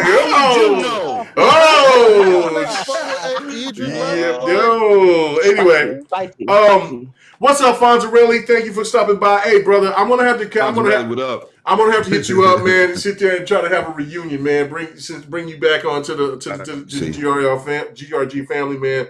Have you come in here, man? I do appreciate it that you have that you know the cool shit that you've been bringing up about, you know, this is where you started off to get to where the point that you are, man. I really do appreciate that, because not too many people do. You know what I'm saying? And that's the thing. We need to get back to the real point here. Yeah, I love that. I love that though. I appreciate that though, bro. That's the ultimate fantasy about Idris Elba. You know what I'm saying? It's just a fantasy. What do you mean? He was on the covers, man. Hey, man, listen. Yo, listen, you about to get your light skin pass revoked, young guy. Can't nobody revoke no pass. Oh, my God. Here we go. Anyway, so, again, D, go ahead and please finish, man, so we can go ahead and get to the next person. Oh, I'm sorry, Ray. No, that's it. I don't have thoughts because I never played it before. Oh, okay, no, that's fine. No, Final Fantasy is a testament. Like, I mean, that was one of the games, like Xenosaga, Legend of Legaia. I mean, just Dark Cloud. There was. Oh, stop! Hey, nigga, stop! What? She said who? Oh, no. I'm just saying Parasite. See, sometimes I do forget I'm older. And I was there when the PlayStation first came out. Like, I was in high school when the PlayStation came out. No, but we all was there. Right. It's but the age you was there when it came out. Okay, but did you listen to what she said? She said in 2000 when she was in college. And so, therefore... Whoa. Okay. No, you weren't in college? Okay. I was not in college. How was you? How was you then? What you was in? Where was you at? Christmas 2000, I was in... Elementary? grade. 7th grade. Okay, so listen. There's something. Oh my God, my last topic of the night is just so. Oh my God, I feel so old. At least she could cross herself from the street when she was that young. She good. You good? Oh my God, you wasn't in elementary. Hold on. I gotta check my boy Noof. I know, man. If you ain't around the same age as me, I'm about to kick you out. How old are you, Noof? Huh? 44 are going to be 45. Okay, you on the same age. Hey, Mega. Yes. We eye to eye. Okay, I was like, hold on. I heard we eye I'm looking at each other. Bro. Me and Noof are looking at each other eye to eye right now and trying to fight. We practice safe eye sex. Whoa. Okay. Anyway. Puffy eyes right now, me and Megan. Oh my God! All right, so okay. Who else do I got left? Who else do I got left? Slayer. Do I got you on this last topic with the? Yeah, you older than Slayer. Right. Hold on. Oh, I know I'm older than Slayer. I got a couple of things to say. I'm gonna pull out my belt. I'm gonna pull out my belt on your ass. You say something bad. Let's go. Let's go ahead. Go ahead, It's a classic night. This is a crazy night. I knew it was gonna be wild. Anyway, go ahead, Slayer. Man, I'm so old. If I fart in your house, you got to clean dust off the furniture. Bro, hey man, you so old. If you fart in my house, I gotta kick you out because I gotta contaminate it because so you got this old body fart. That shit coming from the intestines. That's coming from the lungs all the way down. You old like me. The loins. 18 hours later. Okay, Slayer, what do we got to say about this? Go ahead, brother. Yo, first and foremost, to address the thing, the topic that took y'all way left. Yo, everybody walks in their own shoes, man. Everybody's different age. Like, yes, if she didn't play Final Fantasy or is interested in Final Fantasy, that's the path she took in life, in her gaming life. Like, okay, so she, I mean. Oh, I'm not mad at it, but no, not at all. Not at all. I was just shocked. Yeah. Facts. I get it, but like. No disrespect. Yeah. Everybody doesn't play everything. Like, fall back, But okay, back on topic. Hey man, I'm tired of your cape. First off, listen. First of all, he went to the florist. I know, right? Hey man, this man. It's a $50 bouquet. Y'all ain't even the same state. Stop it. What are you doing? Been talking left and right all show. Now it's my turn to speak. So shut your damn mouth. Okay. So yo, let's get back on topic. All right. Mm-hmm. But you want to talk about Sony and Final Fantasy. Yes. Shout out to Jez Corden, okay? Mm-hmm. Xbox is down to play dirty or whatever the topic headline was. Xbox is ready to start playing dirty, okay? Windows Central posted this yesterday, all right? Yep, I saw it. All right, then you're familiar with the article. So now... Yeah, shout out to Jez, yeah. Square and Sony are commonly associated with, timed exclusives with Final Fantasy. They've done it countless times. But as Jez brings up in the article, in 2014, somebody from Kotaku, oh boy, here we go. Think about it. Had to make a big stink about it. Oh, right. Like Sony's shit don't stink. Like they haven't been doing this left and right with Square Enix for ages now. Okay, longer than some people have been alive who can hear my voice, who's interested in the subject. Okay, this is what they do. Okay, so this is no skin off my back, but when people want to sit there and point fingers left and right, you need to know the history of what you're talking about before you even think about talking on this subject. Okay, so typical Sony and Square. Okay, and it's just what Rain and Lemon said. I'm not sweating this. Like, let them do whatever they do. I'm gonna get it on the platform of my choice. The Final Fantasy remake. The only reason I have that on the PS4 is because they gave it away. I'm not putting my money into that. It's not even a full game. It's not even a full game. I don't care what anybody says. And I've heard people, from both sides of Xbox or PlayStation or whatever, everybody wants to be fake neutral on this. It's an incomplete game. It's an incomplete game. Man, what is this slander? Why are you doing this? Say this before you finish, Sick. Let me say this. For those people that got the game on the giveaway, you do not get a PS5 upgrade for free. That's right. I was going to mention that, but that was out of time. That's a fact. That's a fact. That's right. And I'm not. Listen, I didn't ask for slander. But keep it going. Keep going. That came out of their mouth. But I wasn't asking for your slander, Lemon. Go ahead, finish, Slayer. Okay, bruh. But it's not no slander. I'm saying It's blunt truth with impeccable timing. Yes, the truth. It's an incomplete game. Okay, I'm not paying no $60 and then have to pay for an upgrade. No. Okay. It's Final Fantasy. Okay, the reason y'all were jumping up, about I bought Final Fantasy Remake on PlayStation. Has never played and you Final get the Fantasy upgrade before. It's a big series. Well, I don't have a PlayStation 5. It's hard to find one. Fucking. Okay. Okay, so Final Fantasy is a beloved series. It's been around the block. It's been around for a long time, okay? Yeah. And so I can understand why y'all were saying, she hasn't played and blah, blah, blah. That's cool, but a lot of people haven't. But it just goes to show. It's a title, just like with Tekken. It shouldn't be locked to one system. Oh, boy, I thought you was going to say something negative about Tekken. You was about to get the boot. Okay, well, you need to do not talk about the mighty Tekken in any light of disrespect. Well, you're not going to get that out of me, but if you actually listen before you jump on what I always interrupting. Always. Oh my God. You ain't letting me both. Okay, my man. Okay, I'm sorry. I will shut up. I'm sorry, sir. Sorry. Go ahead. But the point I'm trying to make is, this is the same old. Who's really surprised or worried about this? I'm going to wait until Final Fantasy Remake is a complete game.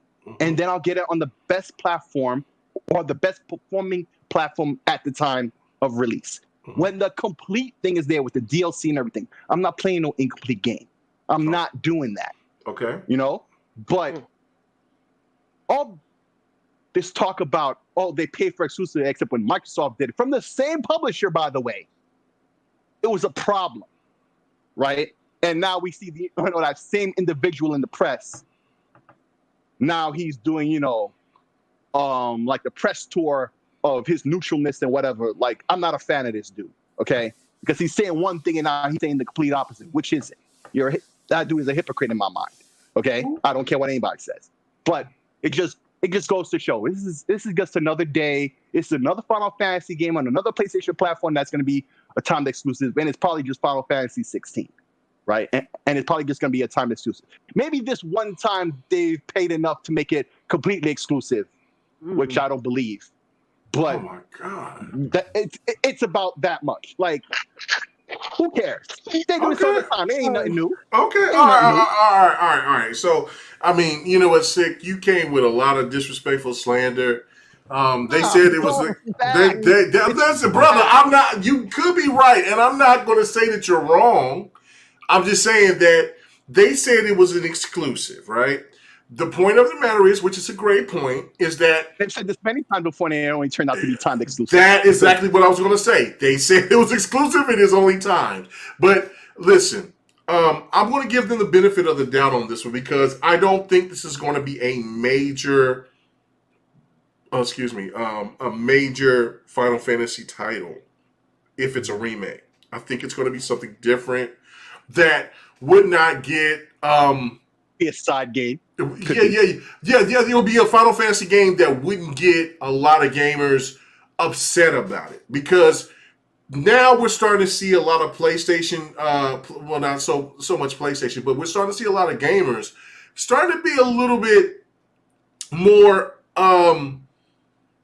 pressing towards Sony about their exclusivity ideas. You see what I'm saying? So, like, you know what I'm saying? Like, especially with the PC community, it's like, look, okay, I get that you got a problem with Xbox and Nintendo. That's cool. But you know what? PC is not even, is its own entity. There is no reason for you to even exclude us.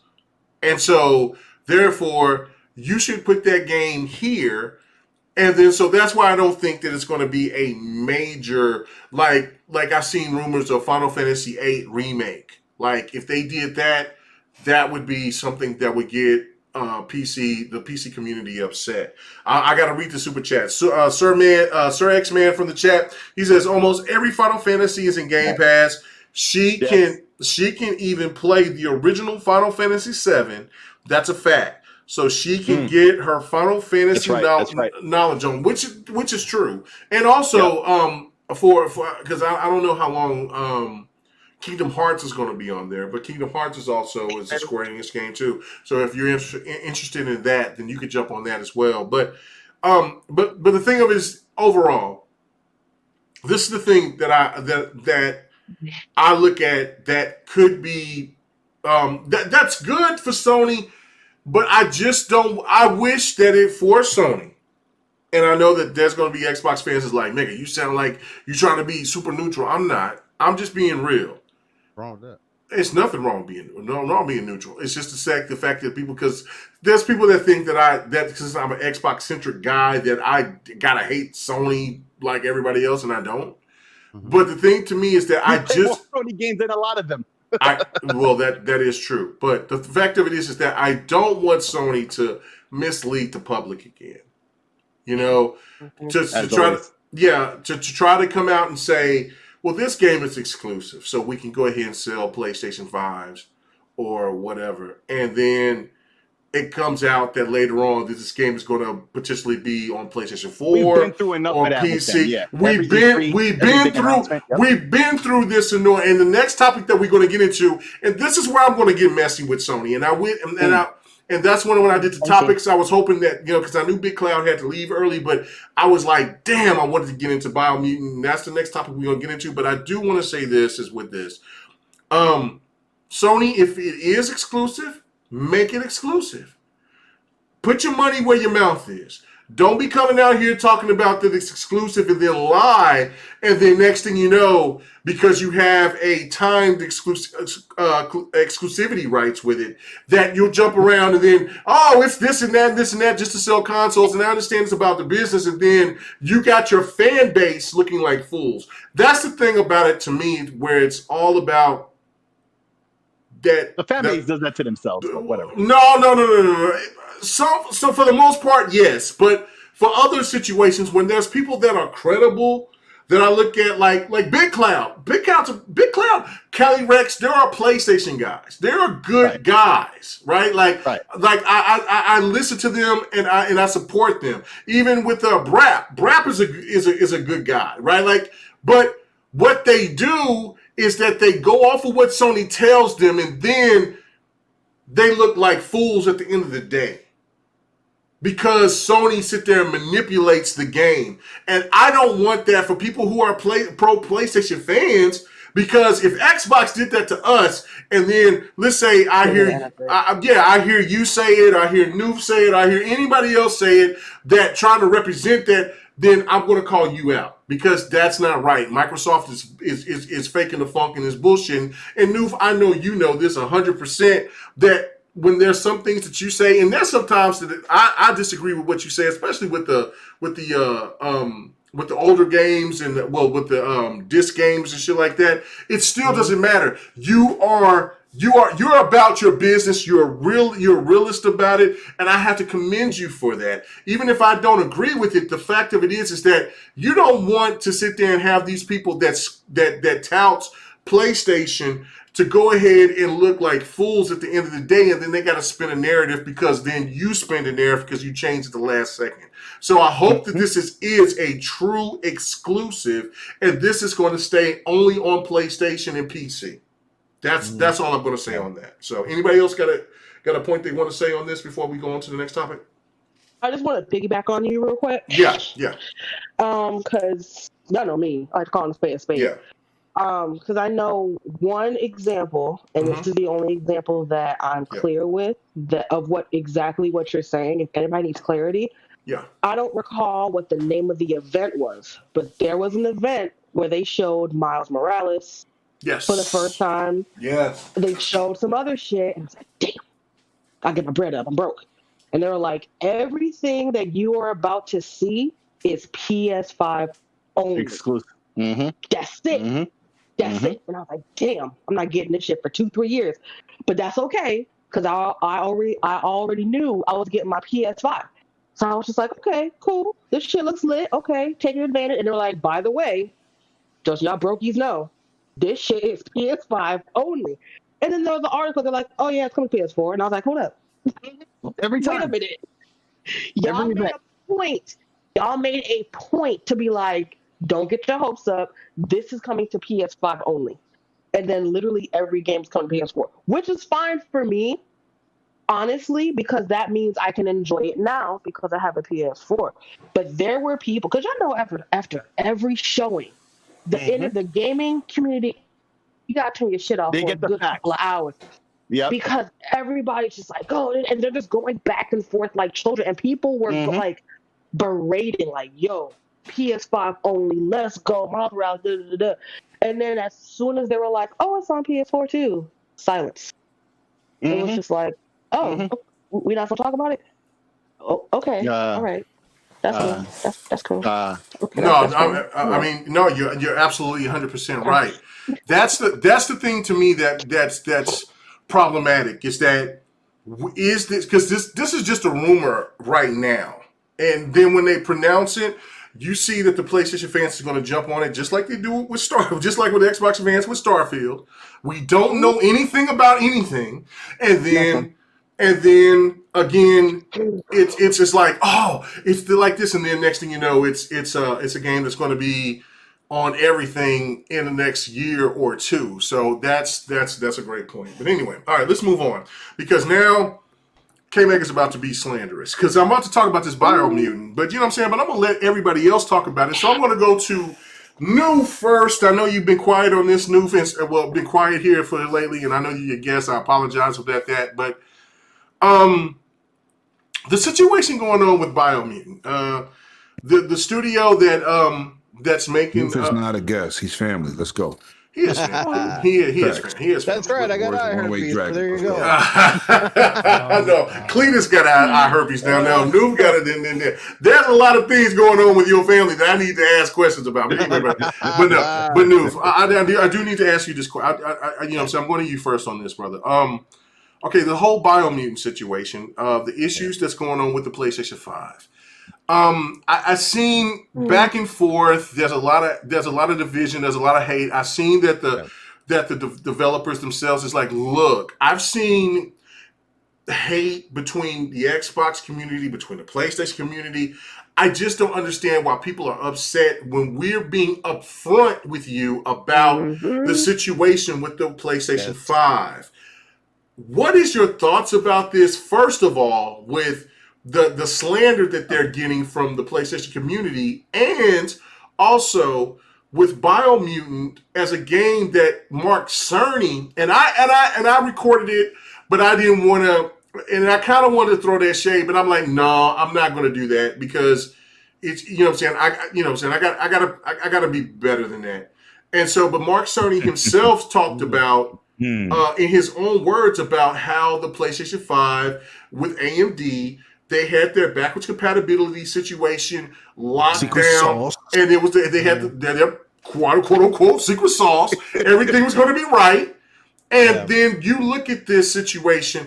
How much is the PlayStation 5 is in trouble with these games that's going to be on the PlayStation 4 going to the PlayStation 5 overall? What do you get your thoughts? Well, I don't think this is going to be the first scenario, and certainly not the last. But at the same time, kudos to the developer for coming out and being open on, absolutely. Coming out and being open on Twitter and trying to shut down the narrative that people are trying to spin.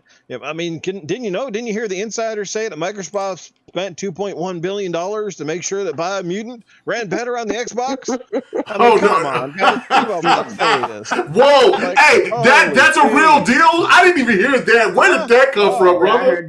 I'm not surprised about that one. That's why. Oh my God, I have heard that one. I have heard that one. Heard it. But that's the kind of crap that people make up and they run with after, they're paid off, they do this and stuff like that. Look, no, maybe Biomutant runs at native 4K in a few weeks due to a patch. We saw how that was reversed a while back for Xbox as well, when some of the, even the Xbox games came out and they ran a little bit, they were, upscaling and different things. It wasn't up to par. Say it, Noof. Sorry? I said it wasn't up to par. Say it. Yeah, it wasn't up to par. But we saw that from both sides. We saw it on both sides. We saw this with Xbox, and then what? You saw weeks later, a few patches came out, this, that, and then they started to equalize. They were either looking as good and running as good or whatever, or perhaps even better. But look, it is what it is. This is what I tried to state today, and I took a lot of fanboy heat for it. I said, fact is a fact. The Xbox is a more capable console. It was designed specifically to run the new age software, and it was also designed with backwards compat in mind. It was designed, like I said, with smart delivery, with all of that stuff. Microsoft they covered all their damn bases when they designed the Series X. Sony didn't really even care. Look, honestly, Sony would have brushed off the current backwards compat period if it wasn't for the outcry of fans. But remember, we don't care about them old games. We don't care about them old games. Right? It's all about the new gen stuff. But then, Xbox started, when it got to the point where Xbox was doing it so well and you couldn't ignore it anymore, of course, the Sony got secretly like, oh, God, we need to get these games running backwards compat. Sony does. The thing is with Microsoft takes action. Sony is a constant reaction. That's the difference. Sony takes a wait and see and reacts to everything that Microsoft does. And the difference is, again, they don't think ahead of the game. They just think about the wallet and the number of consoles sold and all of this crap. Their bragging rights about the dreaded clangers. It is what it is. Microsoft has amazing technicians. Let's call a fact, and that is a fact. That's not me fanboying. That's not me doing whatever. That's what it is. Xbox is a fucking beast. It was designed to run things like a beast, and it gets all the bases. And you know what? It's only going to get worse. So brace yourselves if you happen to be a PlayStation-only gamer, because it ain't going to get better. It's going to get worse, and more stuff is going to struggle to run with the nature of the PlayStation architecture, and that's all I can say. And look, Biomutants is a great game, and people that are going to dismiss it just because it doesn't run at native 4K, you're a moron, man. It's a fucking good game. People are loving it already. Like, I'm hearing nothing but praise. And this developer did it with how many people? 20 people? 20. Come on. 20. Cut them some slack, people. Cut them some slack. It is what it is. Oh. You know what? I will let you follow up, but I have to explain this to Noof right here, right? Because Noof, Noof, I'm saying, listen. I mean, I'm saying, Noof has been around, but listen, Noof. When you hear a lot of black people grunting and moaning and it sounds like they speaking in tongues, bro, that means you preaching. You know what I'm saying? That's you preaching. You preaching the sermon. Talk to him. You talk. Yeah. Everybody got your back. That's what it is right here. So you know what I'm saying, brother? Your brother Noof, pass the offering. Help my brother Noof out here, man. You know what I'm saying? Go support. Hey, go, Pat. You know what I'm saying? Yes. You know what I'm saying? That man was preaching. That man was Deacon Noof is in the building, man. You know what I'm saying? He was just nothing but preaching the sermon. That's just what I think, because you know you was hearing noises and shit, and you was kind of stopping a little bit. No need to stop. Don't need to stop. Keep it going. What you're supposed to do is you got to keep with the paces. You know what I'm saying? I know. Cletus and them don't know about that, but brother, you know what I'm saying? You was preaching. You was preaching. But anyway, but go ahead. But dude, I'm mine. Yeah. No, Noof, that was 100% facts. I mean, that I can't say shit to that. But 100, I was gonna say 100. God damn, you know what I'm saying? You know what? I need to be on here. Shout out to my boy. Hey, come back to your family. Hey, that fool must be talking about me somewhere in the Inglewood streets. Nah. Anyway, so what awaits? Prometheus the Great. Prometheus from the tall leg to the small leg of Zeus. What do you got to say? Yo, first of all, let me talk facts here. Frauds on both sides of the console wars. Both of this game is made for PS4. You better do it right, because Noof just set it off. Come on, son. He set it off. You know I got them statistics. Get it. You know how I do. Do it. Let's go. Both of this game don't have a next gen patch. Facts. This game was made for the PS4 Pro and the Xbox One X. It is running in backwards compatibility. When dudes try to get out here, use the cannon fodder and say, "Oh, PlayStation, this is what they're doing." First of all, if you pay attention to digital effery, and I don't want to say it. Oh, I was like, what's happening here? Okay, I was like, hey, let you be Brooklyn. Let me be Brooklyn. Okay, Brooklyn. This is the facts. All right. If you notice, if y'all pay attention to anything that Digital Foundry has ever said, they cannot up the resolution on nothing that's locked to the Pro because they don't have those abilities on the PlayStation platform. That's number one. So if the game is made for the Pro at 1080p 60, and that was the highest platform they aim for, that's what you're gonna get. Yeah. So when the developer says, "Oh, it's a hardware issue," you're a liar. The developer is a liar. The game was made at 1080p 60 for the Pro.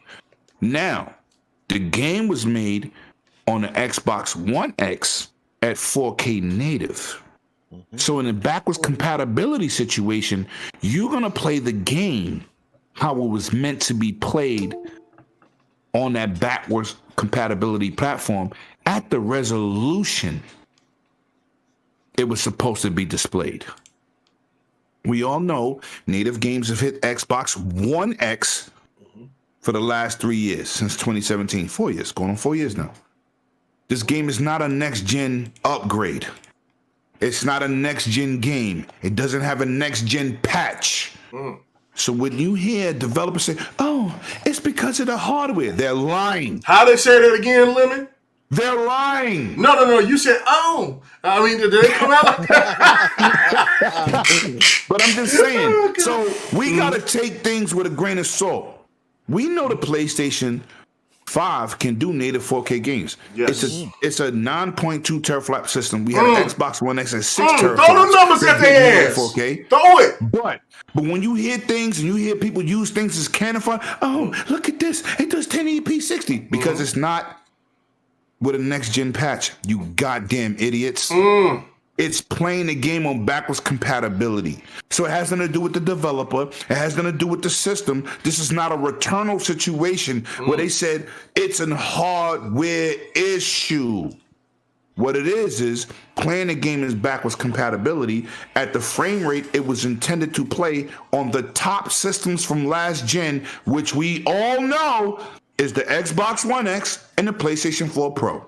All right, so before you keep going, I have to say this. Sir X-Man in the chat says Sony can't even say cloud save from the previous systems. To the public. Oh my God! What I'm saying is, pay attention to what I'm telling you, and these are the facts. So when you see somebody try to use this situation against another platform or brag about something, these games are not next-gen console games. They're playing backwards compatible, and they're going to play it at the fidelity that they was made in. This has nothing to do with PS5. The developer got out there and lied. You know what it is. It's like when Xbox One X came out, and we're playing Castle Wolfenstein at 4K native 30, and they get it at 1440p, which dropped to 1220p when it gets rough around the edges in terms of action. Facts of the matter. The PlayStation 5 is not a system developed to take advantage of resolution on backwards compatibility because, like Noof said, the Xbox is covering all bells and whistles. Sony is just doing back compat. They got to go into all their games physically and make it take advantage at 60 frames, games like God of War 30 frames a second, because they have to go in there and do that. They don't have a system that can do it on the fly, like with frame rate boost, HDR gaming, quick resume. Please, pay attention to what people say. Pay attention to the hardware. Biomutant is not a next-gen game. It's playing on back compat. It's playing at the previous top systems graphics that they could do for last gen. That's all the fact. That's just facts. And you don't have to like what I'm saying, but it's the goddamn facts. All right. All right, cool. All right, no problem. I want to be adamant about it. Oh, yeah. Well, you was adamant. You was Brooklyn with it. You was Brooklyn. But no, it's the truth. Do you want my opinion? Hey, man, do you want to throw some Brooklyn in there?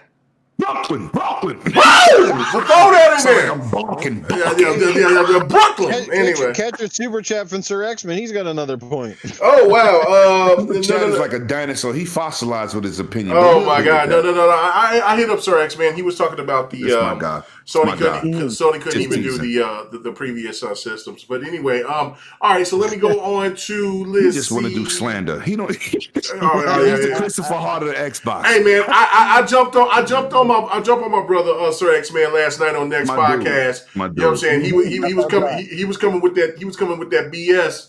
You know, no, let me you know what I'm saying, Noof is here. You know what I'm saying? So when Noof is here, we can just kind of now Noof spoke the truth too. No. I was coming with that politically correct saying BS. But no, my brother, Sir X Man was coming with that bullshit last night on bullshit with next podcast when he was talking about something that he was hearing from some of the podcasters or content creators that he loves and respects, and you know what I'm saying, shout out to them. You know what I'm saying? I got no ill will toward anybody, but I was just kind of like, you got to stop spewing that nonsense because it just don't make any sense, especially for my brother Sir X Man that always talks about older games, right? Like the game night king. Yeah, I'm saying, king of the B button. Yeah, king. Yeah, I'm the king of the A button. He's king of the B button. You know what I'm saying? You know what I'm saying? So and he's king of the older games. So yeah, I just like, come on now, don't do that. I'm king of the touchpad. I like to touch myself all the time. Yeah. Do you mind if I if you do that 2 times a week, you live double your life. Do you mind if I stroke it down? I don't mind. Anyway, all through the night. Okay, anyway. All right, so shout out to Changing Faces for all you young kids who don't know who the hell that is. Anyway, so let me go to Still Rain on this one. All right, man. What's going on with Biomutant, man? Why is it that PlayStation seems to be failing in this situation going forward, when at one point in time they were talking about they were 4 generations, and then they backed up and said, hey, we are for generation, we are for, you know, putting games on older hardware. And Mark Cerny himself saying that, with himself at his conference saying that AMD made a crazy amount of progress with that. You know, they said he got on that stage and told every stage that their backwards compatibility was masterfully done. Bro, do you mind if I stroke you up? Masterfully done. I hope you guys seen it. I don't mind. Do you mind if I masterfully? The thing about that is it's all you see the cap with everything that's going on, man. The whole situation with Biomutant, I mean, y'all basically knocked it out of the park. There's not much else to say between Still Rain. Hold on. Before you get started though, I know you about to get ignorant on us, but no. I think you about to get messy, and that's fine. I love it. But this is the thing that I need to know from you though, because we talked about this too, and we posted it in the DMs. What is that new narrative that's going around now? What is that those 3 little words that's been going around from the PlayStation community here lately? What was do you know what those words are? Which ones you talking about? Old gen games. Old gen games. They're saying old gen games is the problem if why the PlayStation 5 is having its issues. But go ahead. I'm sorry, Rain. Go ahead. Again, between like I was saying, between Noof and 108, basically preaching me all the numbers and just the facts of how everything is going on, it comes down to the system just wasn't built for that. And it's especially like everybody keeps saying, like 108 was saying back compat, but it goes right back to what is the back compat though? They said it at the beginning when the Series X came out, that you're going to be playing all these games that are coming out. We're going to support them for the next 2 years, at least. Whereas Sony said, oh, we got to do 3. You know, they said generations, but then it was like, I don't know, man. It looks like we're going to have to do at least 3. So with that being said, people get their panties in the wall when it comes to, oh, we need new gen games. Oh, why are you buying new gen? Why are you buying a new gen console if you're not getting new gen games? My issue with that is right, is as a gamer, why is that okay for PC to just upgrade your graphics card whenever you feel like and continue to have access to any game that you purchase on your platform or any game that you end up downloading? Because there's other ways to get games. But needless to say, why could you not be able to buy a console and have access to your entire library? What is the problem with that? The fact that Xbox came out, like 108 said, and has been putting out 4K 30 FPS games, and then it said, because of what we have done with that back compat and frame boost and everything else, and basically how their entire system is working, they're saying, yo, these 4K 30 games are not going to do 60 because we have the headroom to do it. It's just going to, if it's unlocked, it's just going to do it naturally because the system is just flexing its muscles. You know what I'm saying? And like, shout out to the young God, King David. Even little man can play games at 1440p, 60. I don't know if y'all saw the gameplay differences as far as Biomutant, because they was confident. They was confident. Dude, Rain is talking the facts. THQ was confident. They said, "Hey, here's the gameplay for PC. Here's the gameplay for Xbox. For the One, they did it for the One X too. Y'all gotta understand that they did it for the One X also. They that confident to show y'all the performance differences and what is going on. Tell me why. This is coming from a dude who don't got a console. This is coming. People forget that. 100%. I don't have either system yet. Facts. I don't. No I don't. dog I have in a the fight. PC. I have a PC as of right now, and I have a One X. And yeah, what's crazy to me is that while my One X, even though I'm gonna play Biomutant on PC, even on my One X, why I'm gonna be able to play 1080p 60 on my One X? I thought I couldn't do that. I thought that was impossible with last gen hardware. What happened? Why can't PS4 Pro do that? No. PS4 Pro does 1080p 60. That's why it's 1080p 60. Yeah, that's why it's 1080p 60 because it's playing backwards compatible on 5. Yeah, exactly. That's the whole point. And that's exactly how you said it. That's exactly how you said it, right? That is the problem. When you're going against a system, when the One X came out, the PS4 Pro was underpowered at that point. As far as the next iteration, that's why Xbox did it. They both was underpowered, technically. They both was underpowered the whole time. But the whole point of Microsoft putting out the One X is to say, look, I'm tired of y'all talking about we ain't got power. Right. Let me show you what we can do. Here's something. That's Phil's box. Here's a little bit some box. Right. That's Phil's box. It's not Matrix box. That's Phil's box. Yeah, the S even though that box fucks up on me because I got to update and that's a break. You know what I'm saying? I gotta get something new now because my shit is up because I'm out of warranty. But when Xbox has been working on backwards compatibility since the Xbox 360, they have put this plan in motion since 2013. Yes. They didn't just do this yesterday. PlayStation, they blatantly told you, we believe in generations. That told you right there, they had no plan on bringing your games forward. No plan. They wanted you to buy these new games that they were releasing at $70 and say, here you go. This is the reason why. But you know what that is about, right? You know what that is about, Rain? What? Tell me. And I try to break this down to people, not to interrupt you, but I got to you brought up a great You said not to interrupt, but you are interrupting. I said not to. I asked him. I know, it's good conversation. Shut up. No. Anybody, I just give it a hard time. Anybody can say what they want to do. This is great. Rain brought in a point. The point about the PC Master Race has nothing to do with power. It's just that when I upgrade my hardware, everything comes with me. That's really what PC Master Race means. Exactly. We have no limitations. It's a mercenary system that we bring everything with us. And Microsoft just brought that to console. PlayStation are not a PC entity where they made PCs, but they wasn't PC gaming invested. So they don't understand no generations. You understand what I'm saying? So with that being said, continue, brother. My bad. I just had to point that out. No, a lot of people don't understand that. Because you're stating, you also stating the facts.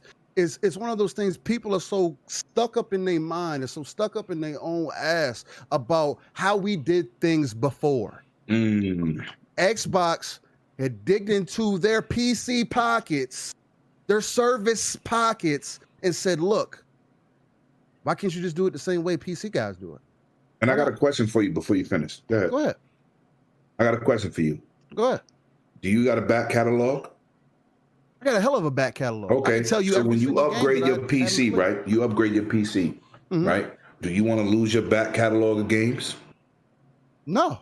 It could be a great game like The Witcher you never beat. Like, I never beat The Witcher. I watched King Mega play more than I even played the game. So what I'm saying is, if you got a game on that level, right? Like, I just went back to Recall. I'm like, oh, this is a whole new experience. I don't care what year it is. It's a new experience for me because I didn't experience this game. So you upgrade to a new console. You didn't finish Grand Theft Auto 5. You didn't finish Red Dead or whatever game it is, Mass Effect, whatever. So now you move to PS5. Nothing works for you. That's a negative.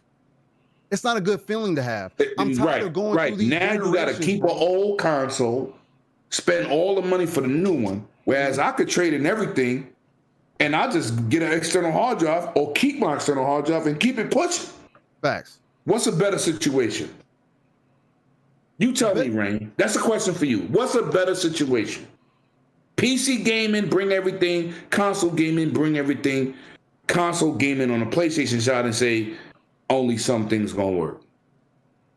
The better option is more accessibility across the board. Facts. How can people be mad? Why people are mad with that? Because why do you think people are mad with that? You have to be mad if you want to get attention. That's the difference, and that's what I really want to express throughout this entire community, bro. That is the entire point of me being individuality. We have to get out of this entire old ass mindset. I'm sorry, y'all. I've been PC gaming online, multiplayer gaming since I was 10 years old in the year 2000. Younger than me. Well, I was about 8 then, but again, since the year 2000, I have been PC gaming online. I have carried over every single game from PC to PC to PC without a second thought. After the 360 era and the Xbox introduced the back catalog, but see, this is the thing. This is the thing that people get messed up because I'm not a console fanboy per se. I am a fan of Microsoft as a company. I don't like Sony because I've always had terrible customer service with them. I've never had a good experience with Sony, but I have plenty of memories with PlayStation. So I accept and I love PlayStation for what they bring. But PlayStation has to give me a reason to buy a console. Every game that y'all keep talking about is not a game for me. It's not a game for me to buy a console. It's not. You know what game is? Factions. Why? Because I'm a multiplayer eccentric gamer. I went through a period of time where if the game did not include multiplayer, I am not paying $60 for a game that I'm going to play once and then not play again. I'm not doing it. A single player game is not all it's different for different people. I'm just using that as an example. No. Keep going. So You're making a great point. What's that done for me is that now I have a backlog, right? And luckily I got a solid ass computer, this, that, another thing. And like Lemon was talking about, you played Mass Effect and that's that another thing. I didn't, right? So the Legendary Edition. I'm on Mass Effect 2. The first it's a brand new experience for you. It's magnificent. Facts. And it's crazy because I'm experiencing it in a new form. It's it's an older game or whatever the case might be, but it has a new coat of paint on it. It moves a little better, feels smoother. Change a couple controls. 4K controls is a little different. And I'm loving that series. Another example, I went back to Dead Space. I haven't touched Dead Space either. Oh, you got me hyped when I watched your gameplay. Came out in 2007. We had that conversation. Facts. You know what I was playing in 2007? Gears of War. I'm not playing Dead Space. I got Gears of War, then I'm playing at a competitive level. So now, needless to say, now I have a back catalog that's completely built up, right? On Xbox and on my PC. Being able to go back and say, and Xbox saying, hey, we've done all the work, all the games that you have. Here's the frame boost. We want you to have accessibility. Take advantage of it. Take advantage of what we're doing. Right. I know before in 2013 we was ahead of the digital age. We were trying to tell y'all, things are going digital. Those who you want to still do your hard copies, cool, do that. But we're letting you know we have an option. 2017 Game Pass release, they said, look, we have an option. Options. 2021, they have over almost 500 games, I believe. What is it? Or more close to 400, I believe. I Yeah, might it's be like wrong in that. it's like a little bit over 300. Yeah, in Game Pass it's over 300. They being modest by saying 100 plus. I'm like 100. No, that's like right. No, 300 games in there. The homie Dot Dog, he counted them up. It was like over 300. It's over 300 games. Yeah.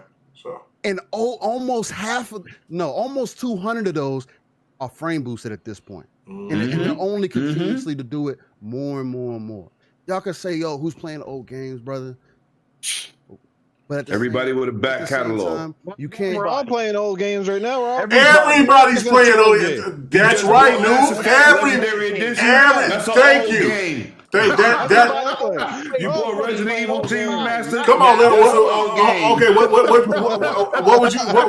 would you saying, Noof? What would you saying? Like what? Everybody else? Fantasy 7 remake, old game. That's what I said. Well, no, okay. No, go ahead. PlayStation right now, people are playing Mass Effect Trilogy. Going to Xbox, they're playing Mass Effect Trilogy. Old fucking game. Doesn't matter if you put new. You're right. If you don't play the new version or the old version, still the same game. Absolutely. One got bells and whistles graphics. One is regular game. Absolutely. Go ahead, Ray. I'm sorry. My wife can put on a new fucking shirt every day. Doesn't mean she's a new wife. Hey. You gotta go to strip club. But we good with that too. No. Hey. I don't care, limit how much you would take your wife and put her out there on the strip club. She's still gonna be the same wife, so I don't care about that. Let me read these super chats. Okay, all right. So, Sir X Man in the chat, he says when they say back compat, does Sony mean remastered? Oh my lord! And then we got our boy Henosis. Like he says, great job, guys. He says just legendary got back. Supporter. He says just got back from the gym. He's working hard. And as you guys, did you get a smoothie with that workout? Huh? Hey, that sea moss drink. Hey man.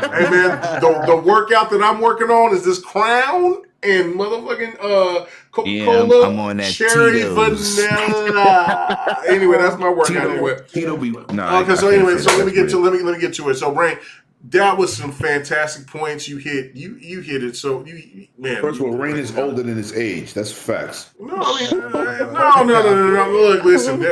Listen. I'm not even going to do. No, he got great opinions. That's why he's a part of the. That's why he's a part of the family. If Steele ever becomes a PlayStation fanboy, we're going to change his name to Acid Rain. Right. He said, but no, I'm a fan of gaming. That's my whole point with everything. I am a fan of gaming. What are these companies offering you?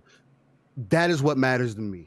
Right. The fact that Xbox is giving you all this accessibility, I feel like that's what we need to be talking about. Not, oh, this game is not here and this game is not here. Yes, it's messed up, but these companies got to make money and give you reasons. PlayStation has to put out games because that's the only reason you're buying a console. Mm-hmm. Xbox is only 1 million behind Sony, a little bit over 1 million behind Sony with no exclusive. Ask yourself what question really matters. Right. And that's the thing right there. That is what it's all about at the end of the day, because this is the point.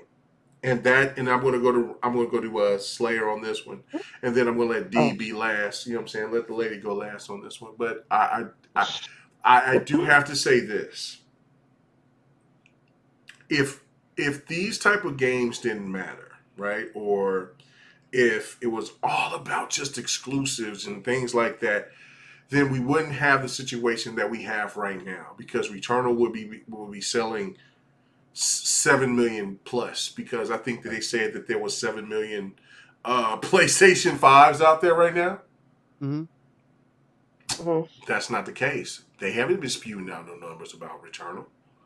And then again, when you look at the situation, well, no, I know that, but that's, again, it's not about, I'm just saying this, is that multiplats sets up your console well.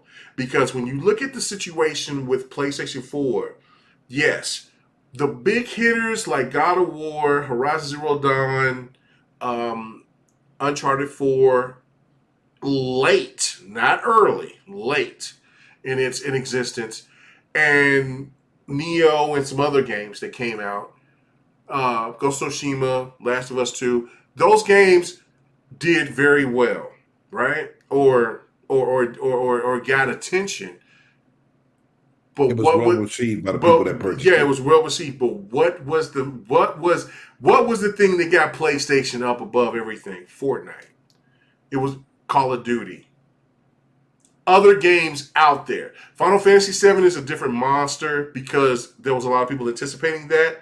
But overall, it's been multi-plat games that had the third party. That's what always carries. Yeah, that's what carries. That's what carries them. Don't carry them. And I ask you guys this. Yeah, go ahead. If Xbox ain't that many God of War fans out there? Let's be real. If Xbox had to drop the free to play, that paywall for the free to play games, do you think things could have been severely different? Yes. No, absolutely. No, absolutely. Because that was the thing that was, if you remember, Noob, that was the narrative that was going around, that was hurting Xbox at the time, was like, well, we can play this free on PlayStation, even though PlayStation had their own little antics and side ways of how they wanted you to still pay for PSN network, but it still landed because people were still feeling like Xbox was holding them back with their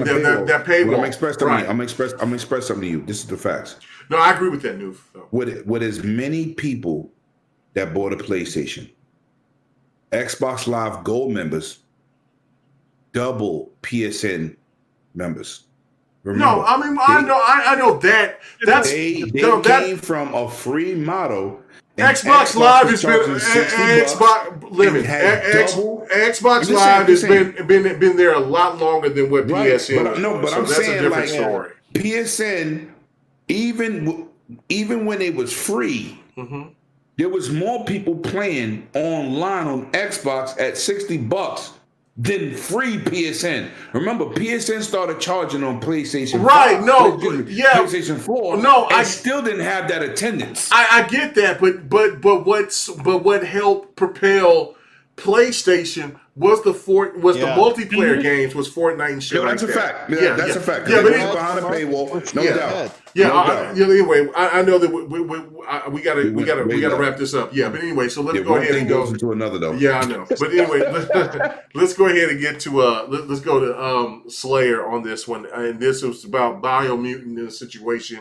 Why is PlayStation 5 having the issues? What's going on, Slayer? What are you gonna say about this? Well, first off, everybody has had such great takes on this, so you can copy and paste about everything that One Awake Dragons, Still Rain, and Noof have been saying. You could definitely copy and paste all of that for me. So keep those, thoughts in your mind. I'm just not going to repeat.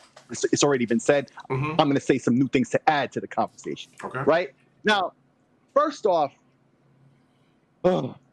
since the Series X was shown off at the Game Awards, right?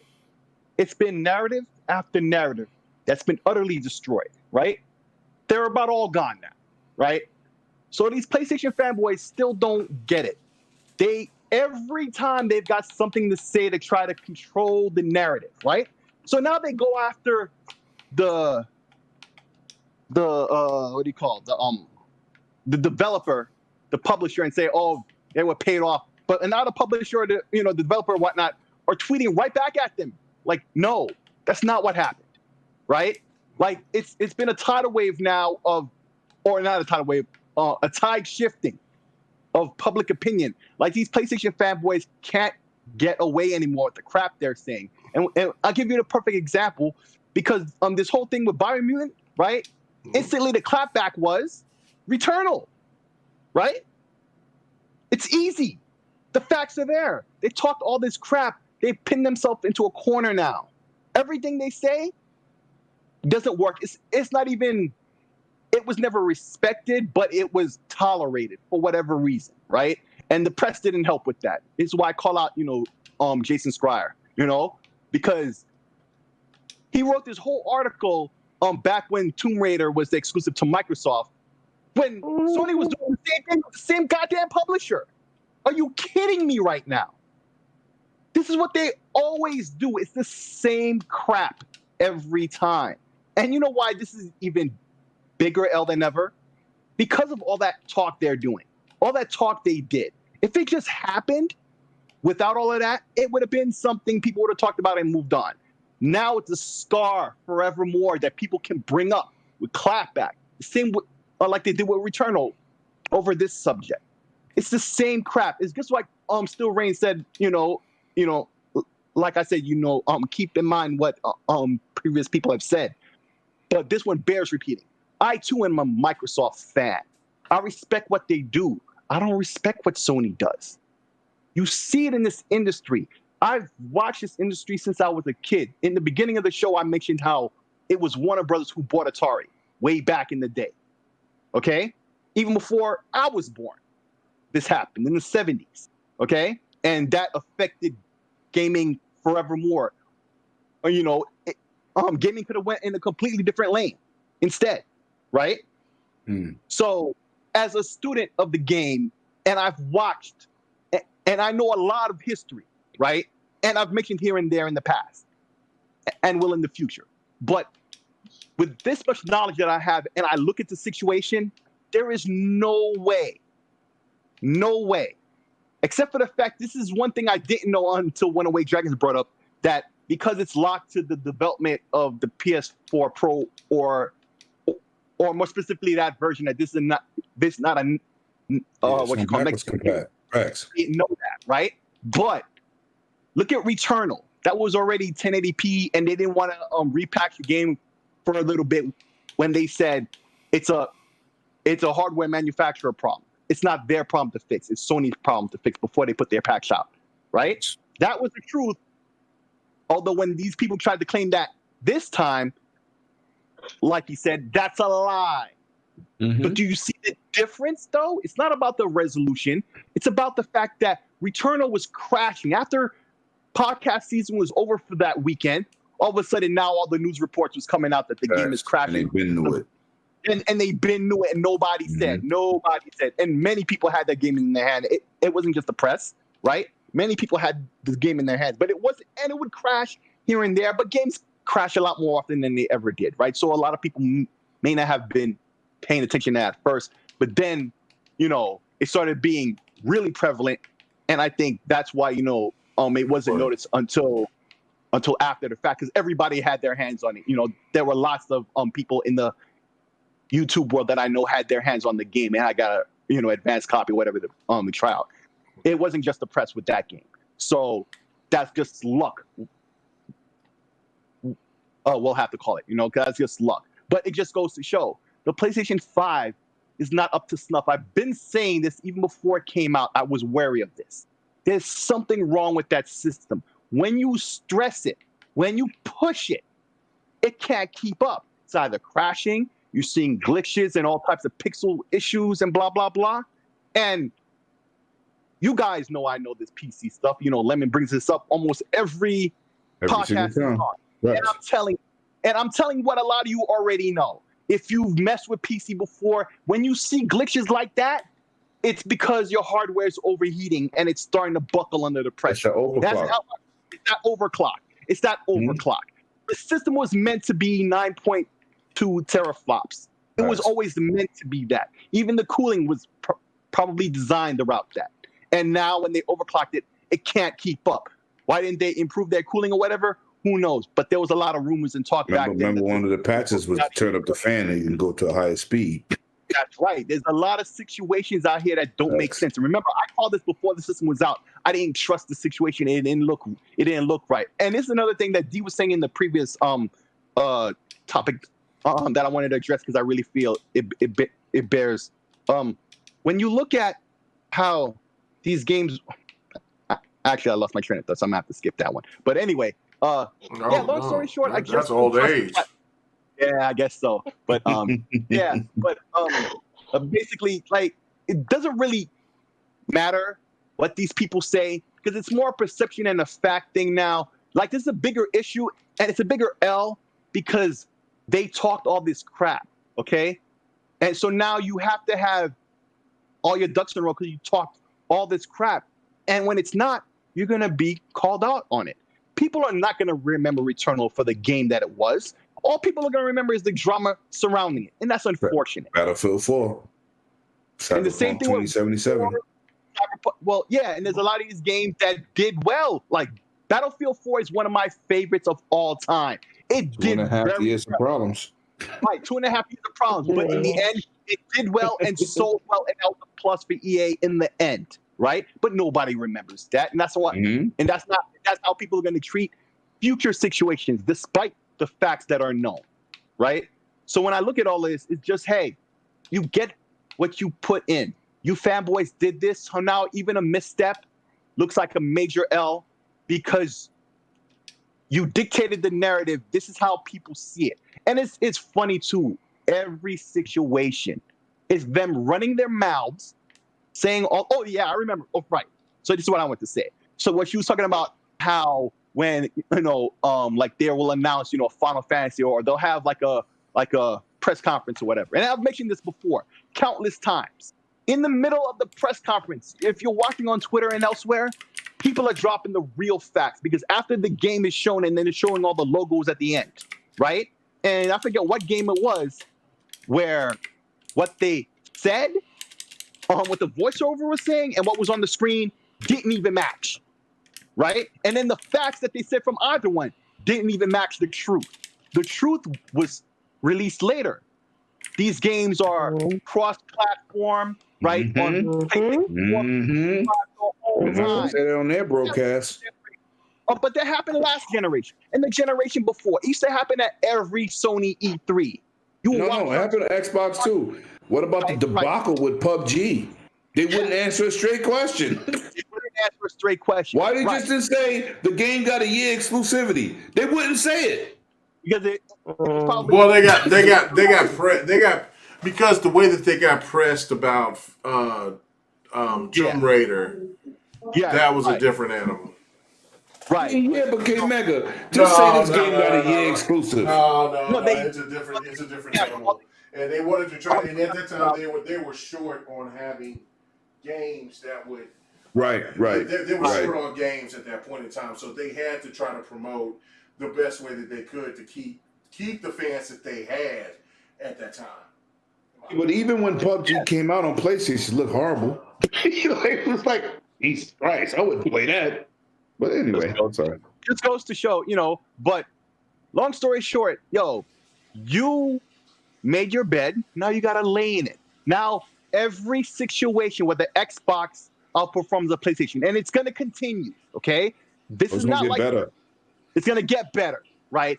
It's not going to be like in the early point of this generation where, Sony was winning inexplicably, because, like the dirt situation and this and that. Yeah, because they kept the old ways of programming and dudes was used to it.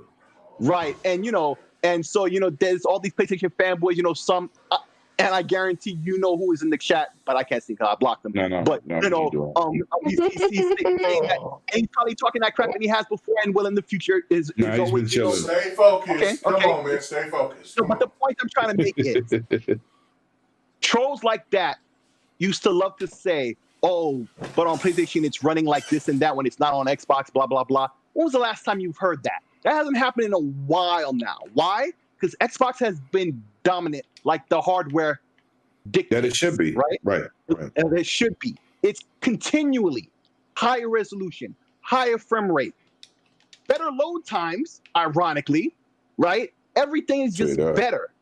Everything is better. And it's going to continue to be that way and be even more prevalent. And it's going to be a big L for each and every title on PlayStation that's at least not up to par, because you started that narrative. You made that happen. You made it acceptable to be clowned. Hold on. Shout out to K-Mega. No. But hold on, no. Anyway, I didn't say that shit. Anyway, let him finish, man, because we still got D to get. Oh, no. I was finished right there at that point. Like, big ass panel. What you was speaking, everybody. You know what I'm saying? Yeah, I know, right? Yeah, big ass mouth. How about that? Yeah, no, you count. Big ass mouth. Yeah, but how about it? Shout out to 108. Big ass mouth. Anyway, go ahead. Yeah. I'll take my title. What everybody was saying all the time, it just made it to a situation now where we get to say with the clap back real easy, because you've earned that disrespect. You've earned to be laughed at every time. And, you know, we shouldn't be doing this. We should be talking about the games. Nobody's talking about how good Returnal is. People are talking about the drama surrounding it, and that's going to hurt, and that's unfortunate. But, hey, you started that. That's your fault. So you get what you deserve. You know what? You're absolutely right. Like, I mean, look, you reap what you sow. Absolutely. Yeah. So, D, go ahead. Close us out before we get to our next to last topic. Go ahead. Okay, so is it another one? Yeah, if you shut up, we'll get it done quickly. You know what? I ain't gonna say shit. So, I'm kind of gonna take the same path that Slayer took. I'm not gonna berate the issue and kind of repeat the same thing. However, the only couple of things I've noticed is that, and this is just a personal opinion. I'm not saying I'm right. I'm not saying I'm wrong. But my first small point is that I've noticed since December, I feel like Cyberpunk has changed how developers approach their games releasing. That's the first thing I noticed. I feel like people are trying to be 110% transparent. They're trying to show the game because they don't want it to come out, and they have the same situation. I don't know if anybody else has noticed that. No, you're making a 100% great point. That's just me. Like, everybody's like, hey, you guys, so it's this resolution. It's going to be this big on the screen. It might take you this many. Like, there is so much transparency because Cyberpunk, unfortunately, I love that game, make no mistake, but it has flipped the game industry as far as releases on its entire head. And I think developers are taking notice. But anyways, that's my first point with Biomutant. Yeah, it definitely validated Halo Infinite situation. Yeah, it's just like, you're going to go ahead and delete this shit, because what you're not going to do is refund this in mass and get our shit taken off the store. But anyways, that's my first point. My second point is with Biomutant. The problem is, to me, is multifaceted. And what I mean by that is a lot of people were on 360 and went to PS4 because of Dominatrix, not Dominatrix, gang. And a lot of people were on PS3 and went to PS4. Then there was a 7-year narrative, which was valid. Xbox is not releasing heavy hitters outside of Forza Gears Halo. There's nothing there. Things run better on PlayStation, and people ran with it. And to be honest, I don't know about anybody else, but when they were talking their shit, like, yeah, this shit runs better on PS4, I'm like, right, you got it. Like, how am I going to argue with that? Because it's true. There are games that I've played on Xbox One and played them on PS4, and you can see the difference. I still had the Xbox as my main system, but they weren't wrong, And then you had, Spider-Man, Last of Us. You had all these games that were AAA system sellers, all that stuff. So for a very long time, they were ingratiated with this narrative that, to their credit, was accurate. So now that 2020 has hit, you have a couple things that are taking place. I don't know if Sony offers less options because that's what their base requires, or if the fan base is only given so many options and they've just accepted it. I don't know which one it is. But I've noticed a lot of people in the fan base, and I don't mean column B. And I don't know, it's not people that are gamers that just happen to be on PlayStation. I'm talking about the hardcore fanboys that have to belong. There's like a sense of belonging, like, a sense of validation that's there. Yeah. And I think what has people butthurt is that for the last 7 years, it's a very long time, that something comes out, it's like, oh, it's going to look better on PlayStation. It's going to run smoother on PlayStation. It's going to load faster on PlayStation. It's going to have all of these things that are better on PlayStation, which is fine. I think this is one of the first times that I've personally seen, there could be others, where a developer completely separate from Microsoft, completely separate from Sony, that's like, hey, it's going to come out in 1080p on PlayStation 5, but Xbox, it's going to be native 4K. It's going to be this. And on paper, it's going to be better. That's problematic, because then it's just like, well, it's backwards compatible. There has to be a reason. There has to be a reason why, after 7 years of being like, yo, PlayStation's better because of this reason, all of a sudden, a separate company is like, yeah, so we try to do it better on your system and we can't. Sorry. It's going to look better on Xbox.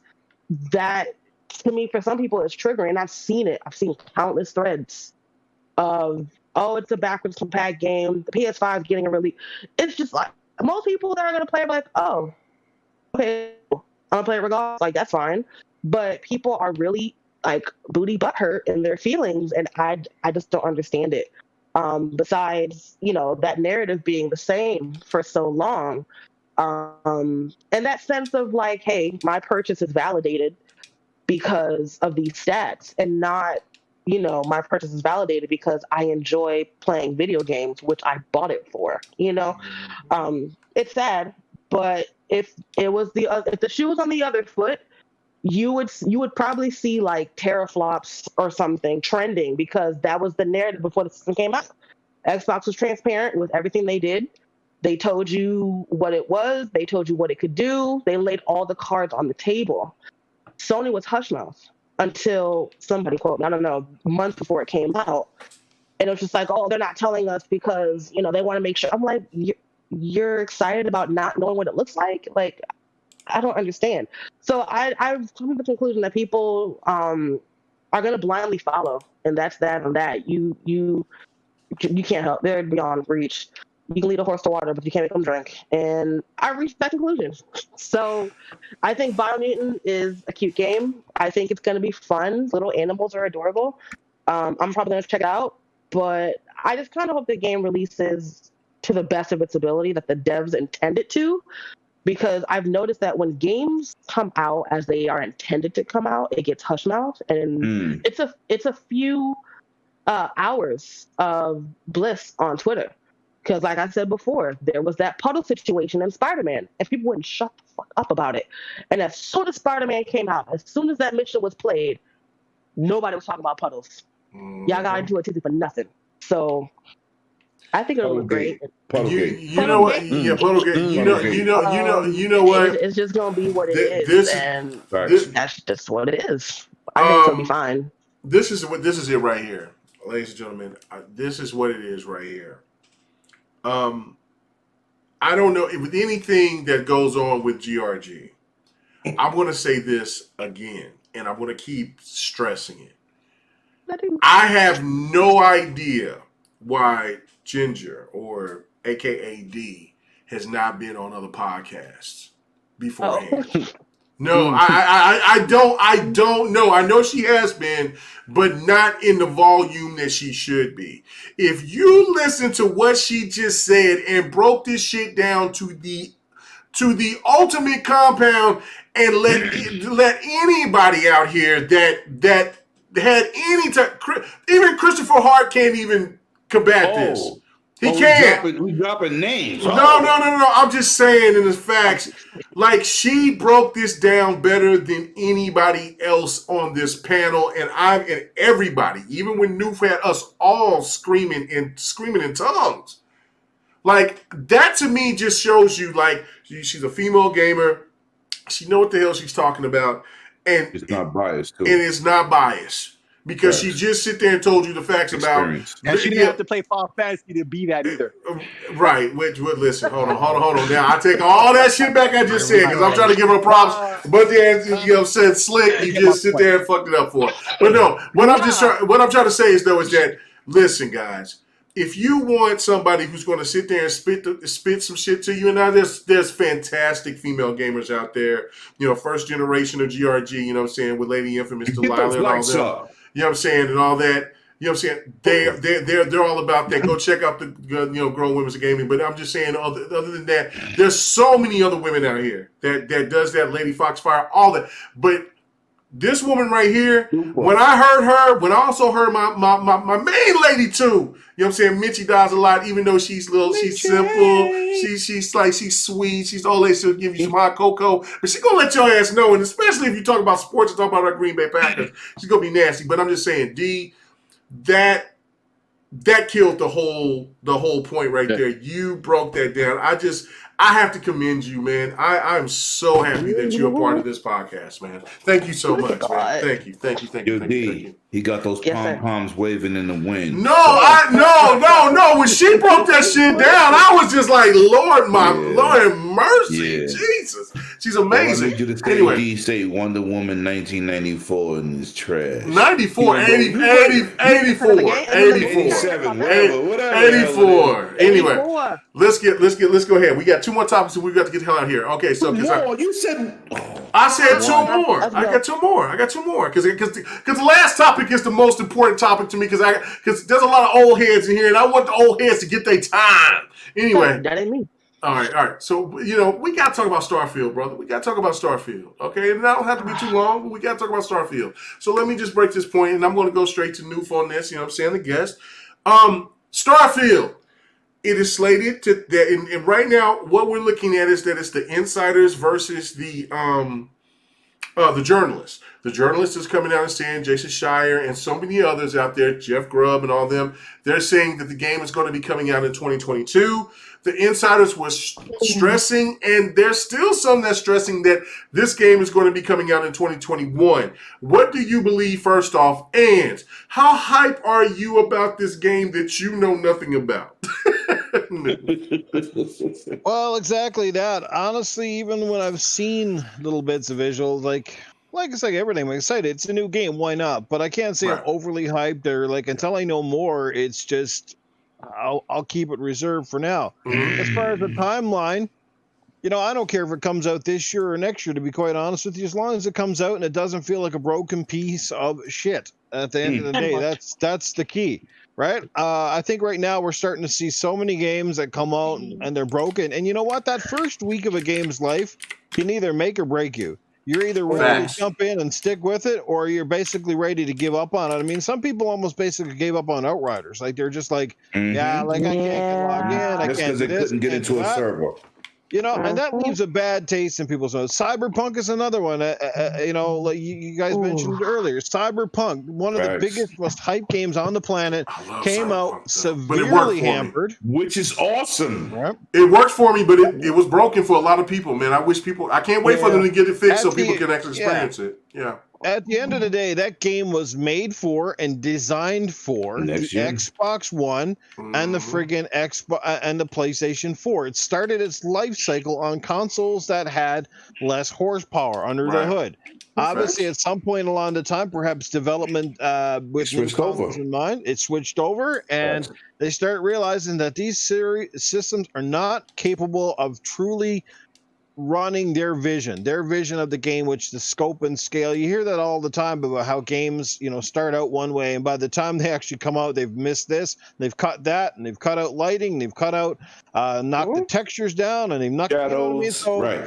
So as far as Starfield comes out, like I said, if it comes out this year, great, but I see no pressure in really getting it out this year because if it's coming out late, and we also know that Halo Infinite is going to come out this year, and we want that. All eyes are going to be on Halo Infinite. Right. Again, that's a make or break title here, so they don't really need anything else to dissuade or distract. Like, Halo's got a hit, so even if that's the only game that Microsoft essentially drops in 2021, they just got to make sure all the eggs are in that particular basket. And Starfield will be a decent game, I'm sure, when it comes out. And if again COVID has wreaked havoc with developers and stuff in their timelines, so again, I just want a good game. We'll reserve more opinions when we've seen enough to know exactly what it's about, that sort of thing, and we'll go from there. So honestly, I think it does slip to 2022, and I could definitely see it being a first quarter game, perhaps like a February, March kind of deal when things have settled down. Of course, there's more Xboxes hopefully on the shelves, which is another big thing. So they get those subscription numbers up, and more people have a chance to jump in and play this game when it comes out. Because right now, like I said, it's pointless having all these games, and most people can't even get the hardware to play them on. So we'll go from there like that. Yeah. Mm-hmm. All right, cool, excellent. No, I definitely agree with that aspect of it. So let me go to you, Slayer, on this. What is your thoughts on this aspect of it with Starfield, man? Oh man, well, it's funny when and I'm not trying to make it the way it sounds, but like I feel in my own mind, I'd be one of the first people to say certain things, like because I've spoken in private to One Awake Dragons and to New Legal. I've streamed with him a couple of times recently, and I've been talking about this. This is a game we don't know nothing about. Now everybody's saying this now, but we've been known that we didn't know anything. It's kind of easy that you don't know anything when they don't tell you nothing, right? The only thing we knew though is that Sony tried to buy the exclusivity, right? And that would behoove you to think it might be, and people could that it might be a good game, but people could bring up other games from the past that didn't work out for them, right?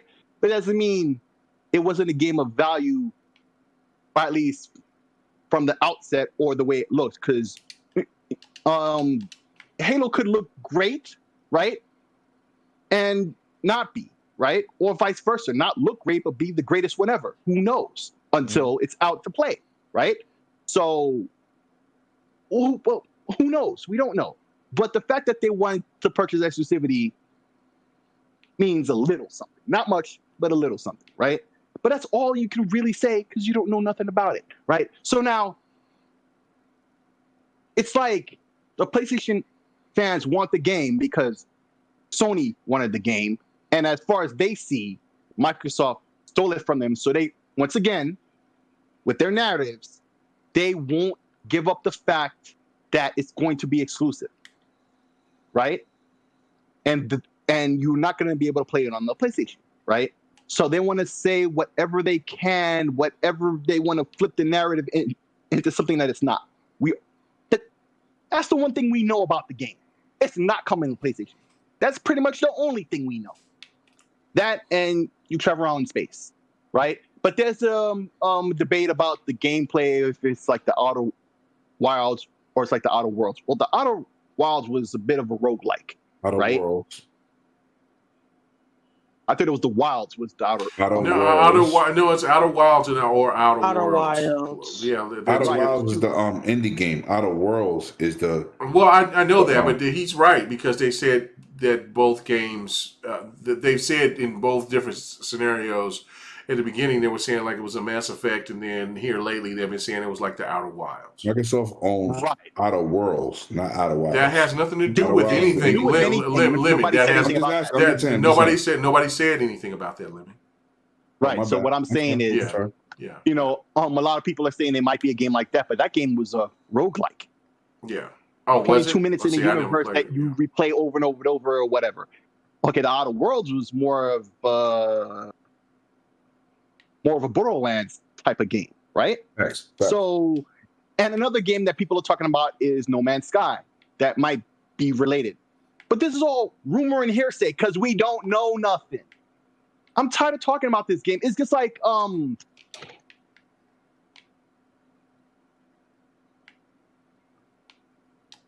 right? It was crap. It was crap in my opinion, right? A lot of people like to cap and say it was, but it was a walking simulator.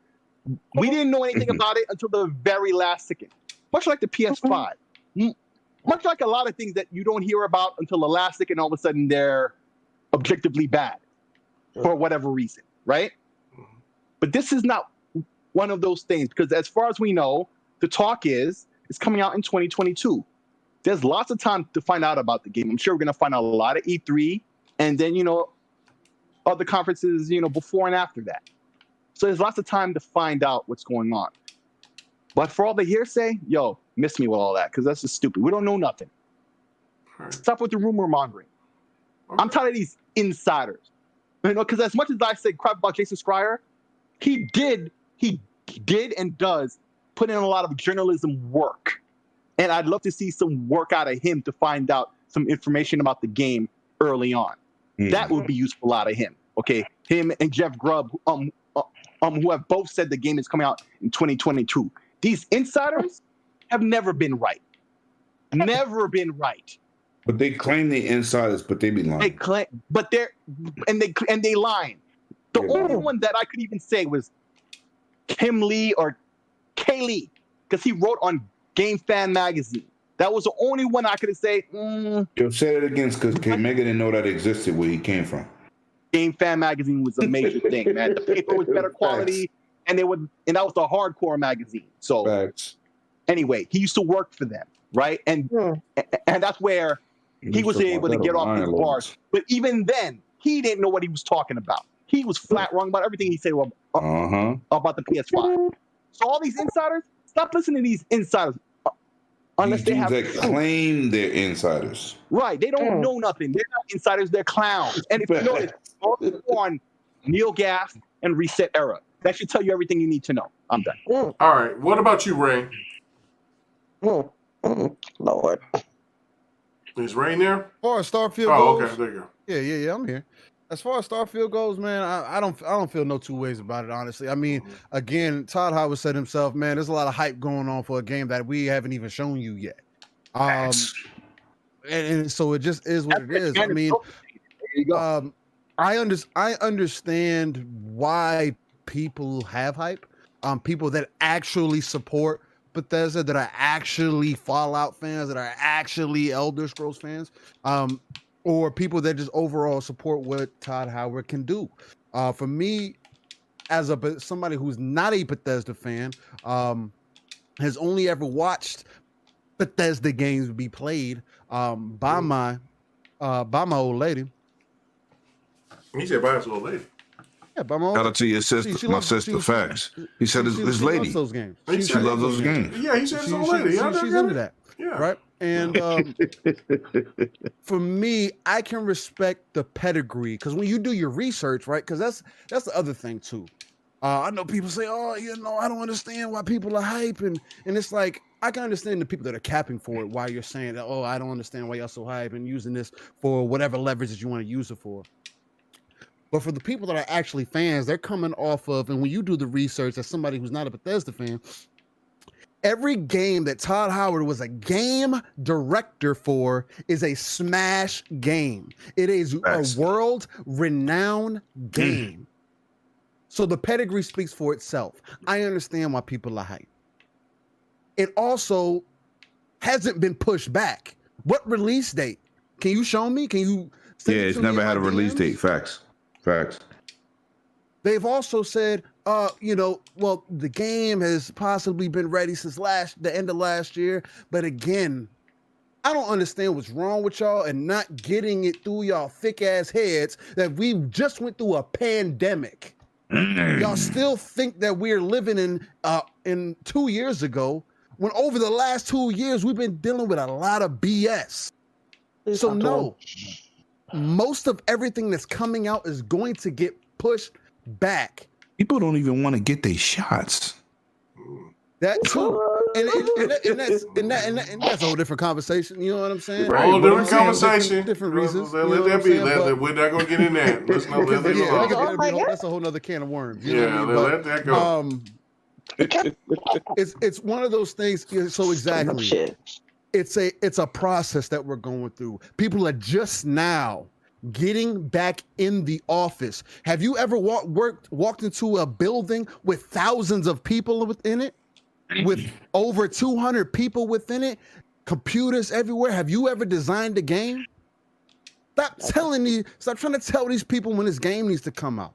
Stop being mad that well, games are getting pushed back. There's no games, and there's all these crazy things going on. Nobody told you to wait, fool. Buy what you want to buy, play what you want to play. If what Xbox is doing over here with Game Pass isn't good enough for you, and the only reason I bring this up because it ties right back in, because Starfield is going to be in Game Pass. So is every other Bethesda game. It's been said 1,000 times. Phil Spencer said it out of his mouth. Y'all keep saying, "Oh well, nobody's verified what console is going to be on." Why does it take you somebody random? I'm not gonna say random because he's these people. Some of these people are pretty known. They got some clout. But why does it take these people, somebody who is not the horse, to tell you that the game is going to be exclusive to a console? Why is Spider-Man exclusive to your console? Tell me. Yeah. Why is there's so many different, factors to this entire situation. If you're hyped for the game and you're genuinely hyped, be hyped. and I love that you hype for it. I would never take that away from nobody. You can't take that away from nobody. That is the entire reason we're in this gaming community. Is to talk about games that we love and enjoy and try to. I put it to you like this. I might not be hyped for Starfield, but I know my brother Pawn Soul has put me on. He's batting for four out of 4 right now. He's batting 1,000 with me so far. He told me, yo, you should go back and play Dead Space. I played the first Dead Space, had a great time. He told me, yo, you should check out Cyberpunk. You know, I was sleeping on Cyberpunk for a little bit in the beginning. I was like, I don't know. You know, it's not usually my type of thing. He'd say, yo, you should play Cyberpunk. I had one of the most amazing times with Cyberpunk. Facts. Yeah. He said, yo, you should try out Mass Effect. It's an excellent game. I played 1. I'm excited to hop into 2. Woo! Yeah. The story is amazing. Amazing. By the numbers, Lord. You know what I Yeah, mean? man. You've been slipping, bro. This a new Fnuka moment. Why can't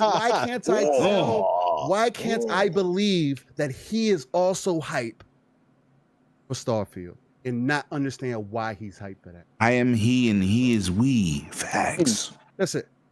You know, one little thing I want to say real quick. Spoiler alert. Video games are supposed to be fun. A lot of people forget that. They get caught up in all the talk and all the hype, and they forget what this was supposed to be about in the first place. It's supposed to entertain you. Yeah.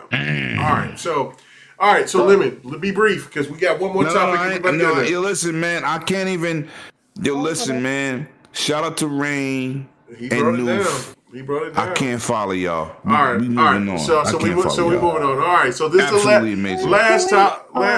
Last topic. Let's get it. The saddest part about the generations now compared to when most of us were growing up is that most of the conversations now revolve around the technicalities of gaming as opposed to the content of the game itself. Yep. You know, nobody's talking really the story. They're not really talking about, playing the game. It comes down to 1080p and 4K and frames per second and all of these bells and whistles that at the end of the day, like I said, that that's the beauty. One thing I'll say about Switch and a lot of people that really enjoy their Switch, they don't give a shit. They don't give a shit. At the end of the day, they play the fucking game and then they talk about it. That's why you don't see them on the timelines 100%. Constantly. Oh my God, because if people worried about technicalities on the Switch, nobody would enjoy it at all. So, but you know what, The people that talk about technicalities walk in the Best Buy and say, "What's the cheapest TV I could buy? $299 off the floor. I got you." No shit.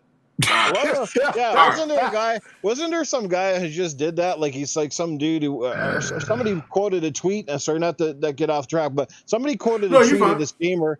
He bought an Xbox Series X, brought it home, and goes, I can't see what the big deal is about. And then somebody asked him what his TV was, and it's like a fucking TV, or they showed a picture. It's got all the little zeros, the little circles, and you're like, so no wonder you don't see what the fucking big deal is. You see it. Yeah, might as well be drunk and playing with fucking. You see, my dude is right. I don't talk about money, but if you want to be a high-level gamer and you buy these consoles, you got to get the TV to go with it. I mean, I've been stressing that as well. Like, I mean, you got to get the TV to go with it. It's not even the TV. If you don't want the TV, you at least got to get the monitor. Or the projector, or the projector. You know what I'm saying? You got to do something. You got to spend money to invest, and on top of that, upgrade your internet service. So it's not even. Everybody don't have that option, but you have an option for a TV. I got that, but I'm just saying. You know what I'm saying? I've been on that bandwagon just like, and I've touted you in Slayer and everybody else has been saying PK. Everybody, I've been on that bandwagon. Like, look, if you want the high end in console gaming. You better step it up this gen. You're going to have to get the high-end TV, the high-end monitor, high-end projector, you got to get high-end other shit too, higher internet. You can't be coming out here talking about. You can't half-ass and want to be in the conversation. Still having your curved 3D television from 2009 talking about. I don't see the difference. PlayStation is best. Okay, I got you. Stick with PlayStation. Me and my brother King Mega had this conversation with. I said, listen. You good. People keep asking for next gen stuff. Yeah. They don't want to pay next gen prices. You don't. But you definitely gonna have to upgrade your TV if you want to see a difference. No doubt. If you got a regular 4K TV, you're gonna see regular 4K work. No doubt about Just it. what it is. Yeah, no, it's just the reality. Like, I mean, just shit. It's just reality. Like you can't. You want about money? I said it's not about money. I'm telling you, you want to be a high end gamer.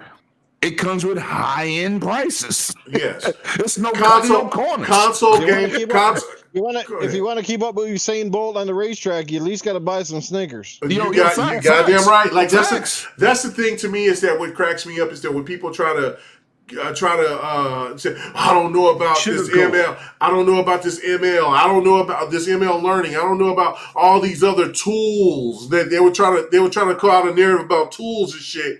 I'm like, Facts. you will learn when Xbox when the Series X start thumping that ass. In comparisons with these games, you're going to learn about it real quick. But anyway, let me get to the super chat and then let's get to the last topic and let's get the hell out of here because I know it's late for other people out here on the East Coast. For me, I'm good because it's God's time. Now, this is a great panel. Everything's interactive. It's great. All right, the friendly neighborhood Blue Shell. He says, just start watching podcast after watching the Grizz beat the Warriors. Oh my God! Did the Grizz beat the Warriors in OT?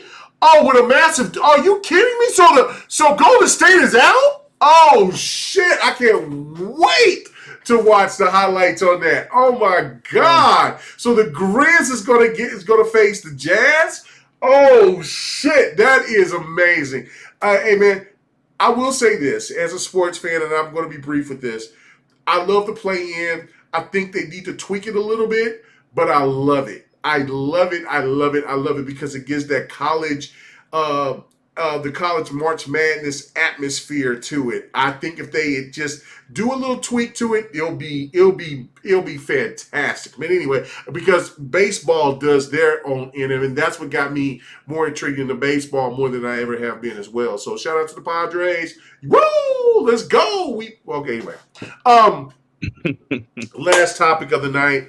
Thank you, Noob, for sticking around, and everybody else. You know what I'm saying? But let's get to it. Always stay late, even the other people podcast while he in the chat. You know what I'm saying? But listen, it's Canada time. There's a whole bunch of other shit going on. So, brother, I'm on the West Coast. It's only 10 o'clock here. Oh, okay. So you good? Okay, all right, cool. You were 100. Yeah, you were 100. All right, okay, cool. All right, so, all right.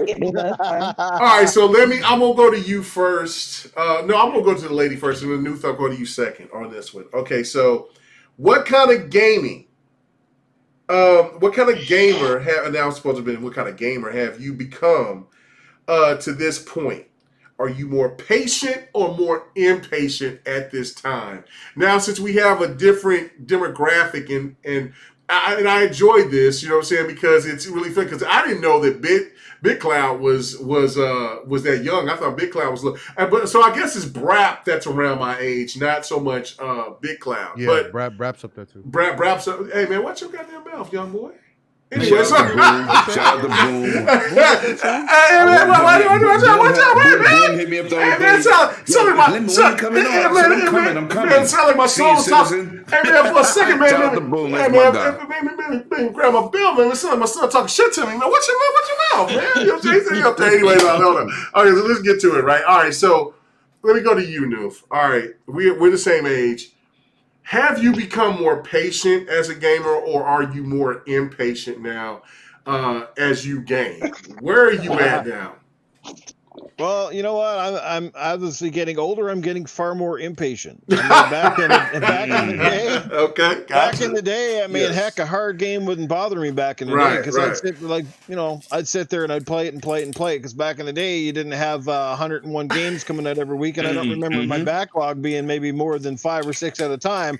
Now we've got hundreds of games. The backlog keeps growing. That's why I can't get into these From Software games, man. If I'm going to be playing a boss for an hour at a time, then that shit can go in the trash. That's not the kind of games for me. Like I'm not into gaming for bragging rights. Oh, I beat the game 101 times. Yeah, it's amazing. Yeah. No, that's not my cup of tea, man. That to me don't sound like fun. That's like going outside and getting kicked in the fucking nuts for an hour. That's not my jam. Oh my god. Oh my god. You know, Okay, hold on. I want to play fun ass games. I want a storyline experience, but I'm getting very impatient. Like that's why I've been a little more critical than the average Xbox fan, I guess, because like it has been a bit dry. I mean, outside of Gears, which is amazing, I always love the franchise. Like, it just seems like every time I turn around, there's some sort of a big PlayStation game on the horizon or in the near horizon, and Xbox is like, we're waiting, and you know. 23 studios, 25, whatever it is, you know, it's all great. It's all fine and dandy. I get that. They will come. We know the floodgates will open and they'll come, but it just seems, you know, I got this shiny new Xbox Series X and it's like, I want to play something that reminds me of Rise Son of Rome or Dead Rising 3. Remember the Xbox Dead One? Rising Say 3. what you like. Amazing. Yeah, say what you like about the Xbox One in the long term, but boy, they had a pretty damn good launch. You know what I mean? They had showcase titles that highlighted different genres, and of course, the Forza games were coming at us fast and furious. And now, like, Forza's kind of like, where's Forza 8? Like, we didn't even see that. It's been, what, 3 years now?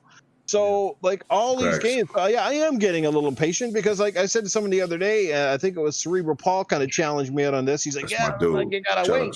I was like, cool, man, Cerebral, but I said, like, where's those studios like Compulsion and all these guys? I said, we have heard nothing about them. They haven't made a game yet since the We Happy Few. Right now, I'm the one angry man, not the We Happy Few.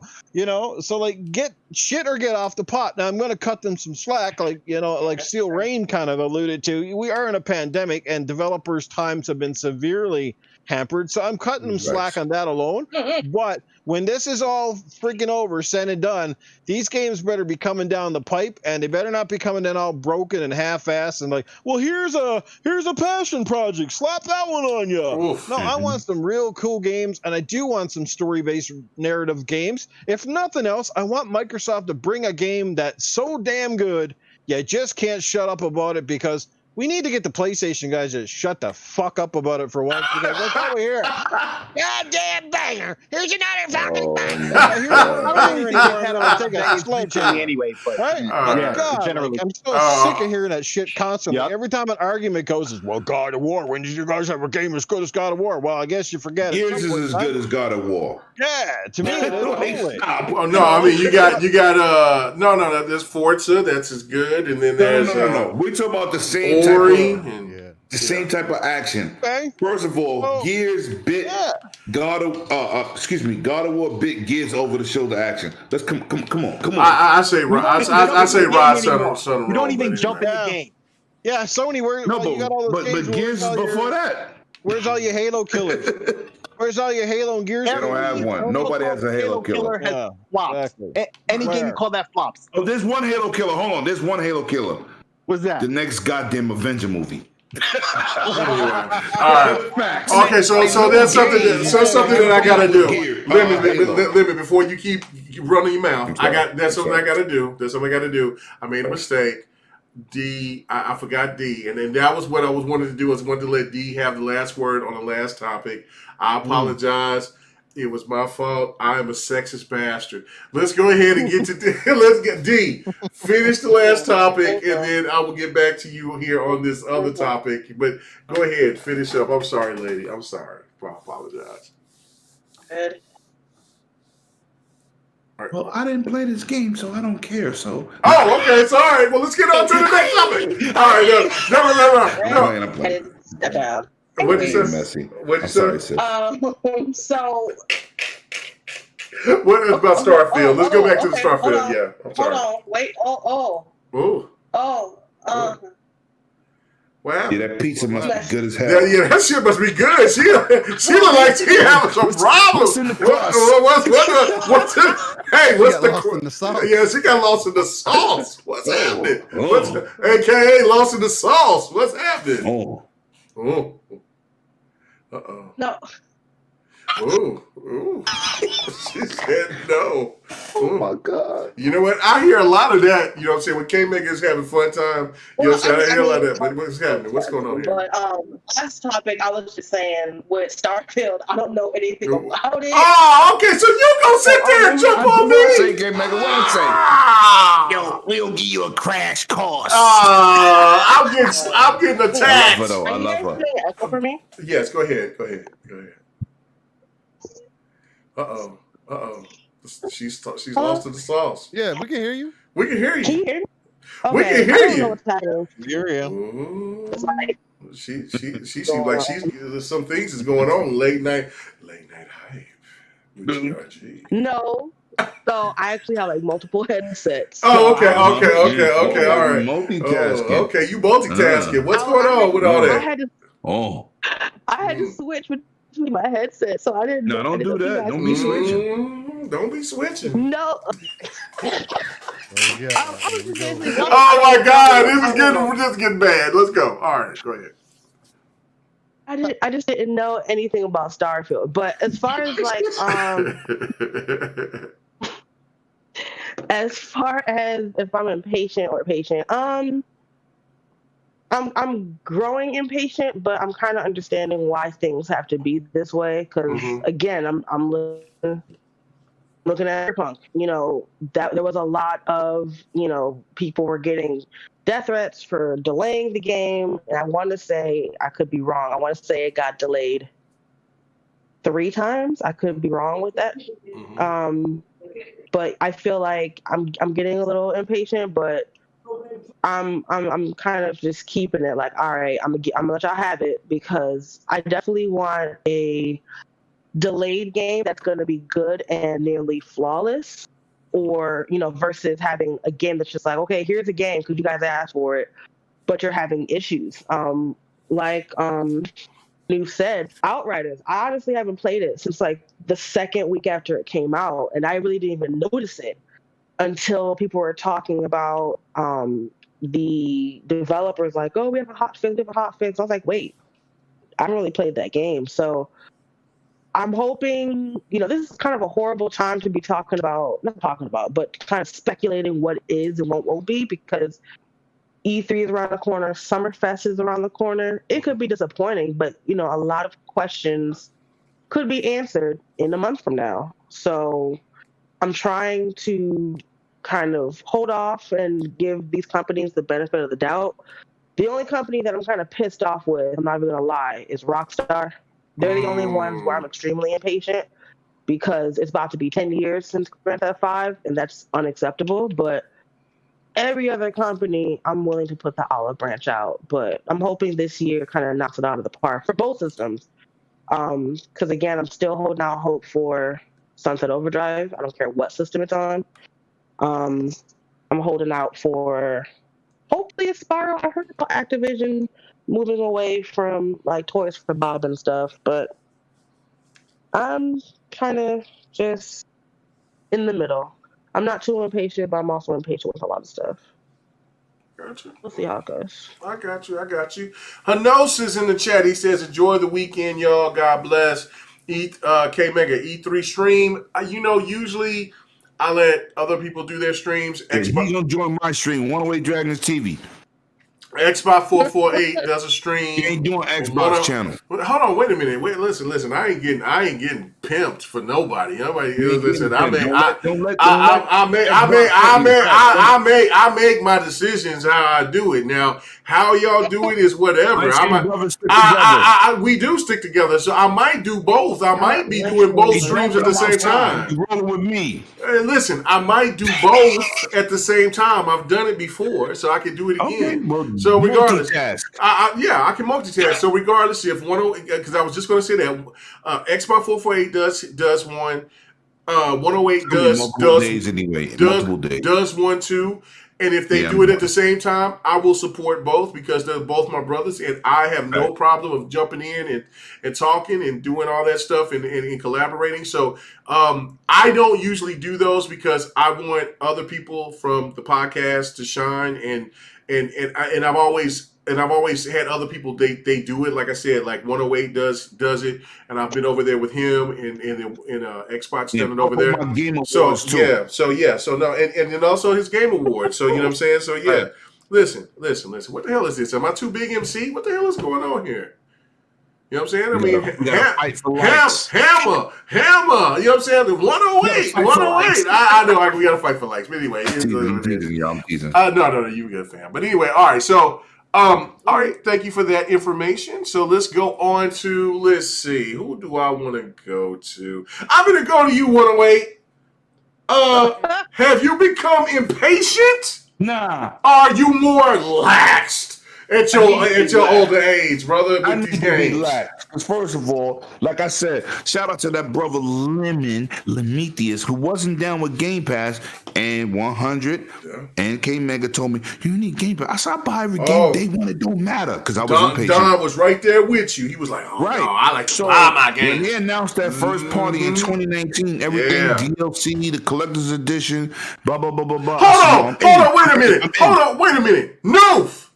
I got to put you on point, son. Where are you at now on Game Pass now? I was going to ask him a question. Yeah. Noof, where you at? You ain't getting away, sucker. Where you at on Game Pass now since we've been seeing on this? Are you still holding your hard stance? Yep. Or have you loosened up a little bit? Game Pass member, I guarantee. Nope, hard stance. I'm still not. Hard stance? Game Pass. Here's my call. Hey, you Hold on. gotta give him No, hold on. Let him explain. Go ahead, Noob. Keep going, man. You gotta give him love for that because he's been hard. Fantastic. I think it's fantastic. I'm glad you guys are enjoying it. I'm glad it's the best value in gaming, hands down. There's no question about it. I'd be an idiot to sit here and say otherwise. But I'm a physical game connoisseur. I like to collect my games. I don't have enough time in the day to play all of those games on the Game Pass regardless. If my backlog is big enough now with the physical games I buy, which is probably only like the games most of you guys got downloaded with Game Pass, how the hell am I going to keep up with Game Pass? Well, okay, so you can't. I'm with you, Noof. And that's go ahead. I'm sorry. I'm reluctant on subscriptions. Period. Like I barely subscribe to Netflix, and trust me, I want to withdraw from that too. It's only The Witcher and Stranger Things that's holding me on to Netflix. So that's just where I stand. I like the old style. I'm just trying to, I guess, preserve the old way of gaming to a sense. I know, like I said, I'm not stupid. These things are just discs that are DRM licenses. DRM, you download it, it's DRM. Facts. That's all it is. Kind of thing, yeah. It really does. Yeah, it's a DRM. I get that. The disc is almost non-essential anymore. You stick it in, it buzzes, maybe it loads off the disc for like one time. That's it. And then after that, that's it. Online approval. Facts. Absolutely. But like I said, I think it's fabulous. I'm not going to sit here and I'm not. Oh, I hate Game Pass. I think it's stupid. And I don't. No. Listen. Let that man finish, please. No. We not. No. Yeah. No. Okay. What you gonna say? Disrespectful. What you gonna say? He gotta change. I'm older than everybody in the podcast. You have to convert. I got that, but let that man keep explaining his point before you judge it. No, keep going. Everybody says you like options. I love options too, so that's why I'm glad I don't have to be forced into it, and that's my problem. I want Game Pass to entice me on my own terms, to get to the point where it's just like, you know what? I want to get it just because it's just too hard to refuse. I don't want it to be, I got to get Game Pass because Microsoft does something shifty, like the crap they tried to pull with the Xbox Live Gold. We're making that which was insulting. Yeah. I was just like, man, that's not the way to go about it. Don't pull a Sony and do your fans dirty here. Be honest. Facts. And luckily they heard the vibe real quick. They learned to pull back. They learned real quick that and that's how I want to be with it. I just want to go out on my own terms, not because somebody tells me or a podcast says I should or fans say I should, because I want to. And the stores are making it hard for me anyway, because as I said before, if I walk into a store now, retail store up here in Canada, the PlayStation shelves you in Canada. I'm way up here in the Great White North. That's probably why Game Pass. It's all the snow. It fuzzies the brain up here. Facts. Okay. Different ball All game right. up there, King Well, Mega. yeah, Different no, ball I'm not. I don't think. Plus, I'm a hockey goalie. I've taken a lot of pucks off the noggin and in the nuts. yo, so you're a little bit off. Well, no, it's not that too. Because listen, our boy Show Shady is out there from Canada too. So and he supports it. I you know what I'm saying. Listen, I commend you so much because I have my stance about certain things with games. And you know what I'm saying, and even though I disagree 100% with you, Noof, on that, but I wanted to hear you say it, and because you know what I'm saying, it's the utmost respect for it because you've kept your stance, you haven't changed, even though like the majority of Xbox gamers is like, man, you sound like a fool but it's not really being foolish. It's just that you are tradition. You are old school, traditional, right? And there's nothing wrong with that. And that's the one thing that I hope people will support going forward because I don't have a problem with people that still wants to buy hard copies. I just don't want people to sit here and to try to tell me that I shouldn't buy digital because you like hard copies. That's the problem. I got a hard stance on games that don't want to include campaigns, which we're hearing the rumblings at Battlefield. Right. I'm not buying it if it has no campaign. I promised I would buy Battlefield no matter what, but I'm not buying Call of Duty. Battlefield no matter what. Yeah. So I don't. No. It will be very disappointing if Call of Duty does not have a campaign because if it does World War II, they're dead to me. No, you're talking about Call of Duty. I'm talking about Battlefield. If Battlefield doesn't have a campaign, I will be. No, it doesn't. That's the rumor that they might. Yeah, it's the rumor that's going around. If they don't, I will be disappointed with Noof because their campaigns has been fantastic. Yeah. Right. And I'm not. If COD goes back to World War II, I'm not buying this new COD. I'm just not. It was crazy. Battlefield 1, Battlefield 5 had a campaign. Me and K Mega on a cell phone talking for hours about stuff that happened in the campaign. We was like, yo, did you see this mode? Did you see this? What happened?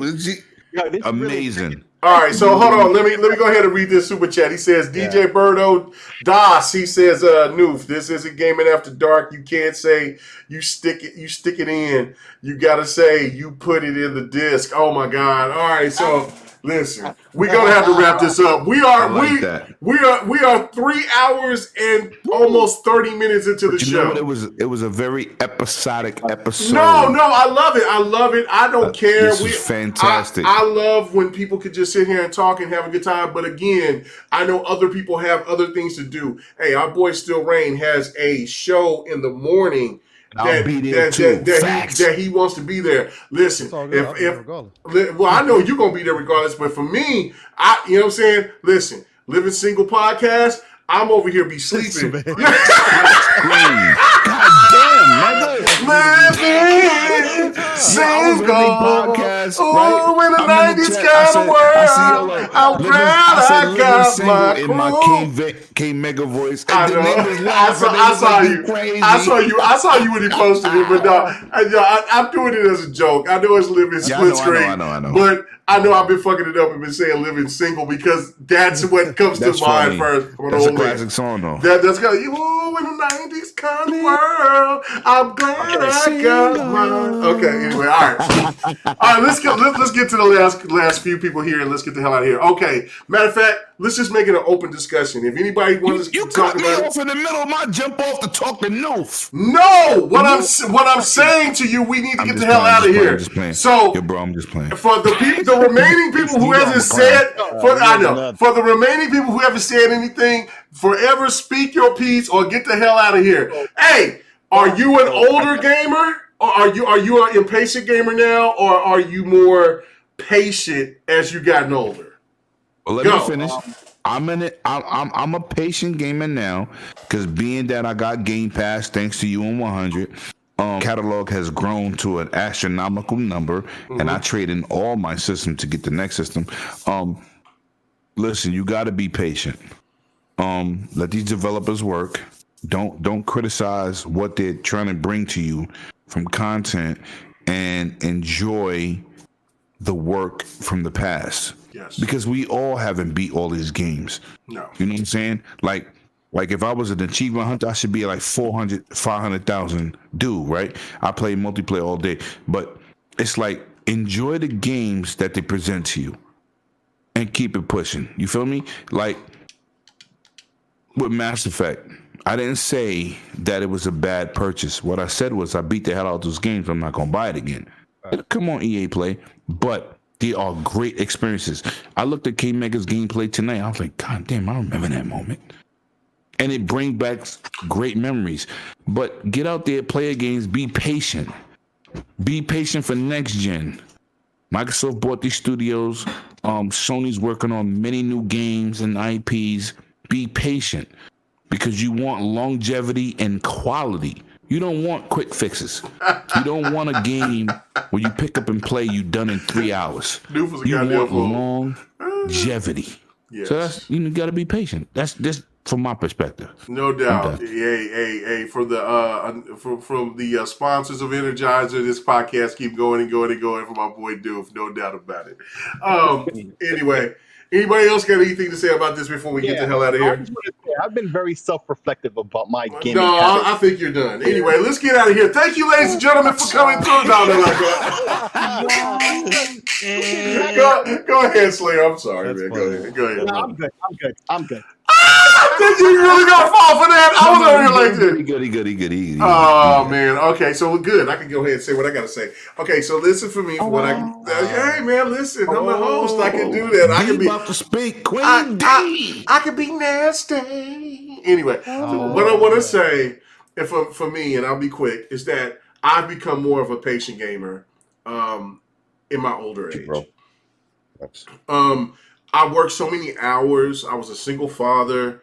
You know what I'm saying? I mean, I'm still a single father, but I was a single father grinding, you know what I'm saying, back in those days. And I'm just like, yo, I mean, come on. That's why I was showing this gameplay right here. I don't remember anything about this shit that I was showing. Like, when did this shit? Hey, man, I didn't know this dude had some shit from Kazoos where dude remember his homeboy from back then. I don't know if I even did that. So it's good. And like I was just saying to you guys before we did the show is that I seen Addict and everybody else. They've already gotten to a certain point. One Bad Mother, he sit here and said he's already playing Mass Effect 2. He's almost in the middle of that.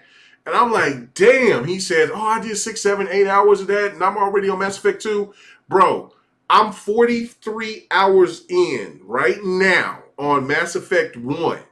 And I'm not done with it yet because of my patience and want to take my time with it. I spent my money into this game. I want to experience it. And that's what I'm going to do when I get a chance to play Biomutant. I'm going to buy Biomutant day one. I'm going to support that because I played that game in E3 in 2018. And I seen, yes, we did.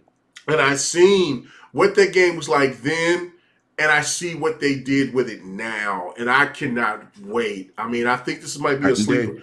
Yeah, I think it's going to be a sleeper hit for a game that might be maybe nominated. It's going to be nominated for something. I don't know what, but hopefully, if the game is good, is what I'm anticipating for what I played, it could be maybe one of those Game of the Year nominees. I don't know yet, but I'm definitely going to be supporting that game for sure. And another game that I jumped on and I played the demo was, which I've been interested in, but I'm glad I got the chance to. And at first I didn't like the demo aspect of it because I'm like, don't be like Sony and show it and give us a demo first for a fucking game that's going to be a multi-plat. That's stupid, Microsoft. No, I was wrong. Scarlet Nexus. Oh, I beat that today. Is awesome. Awesome.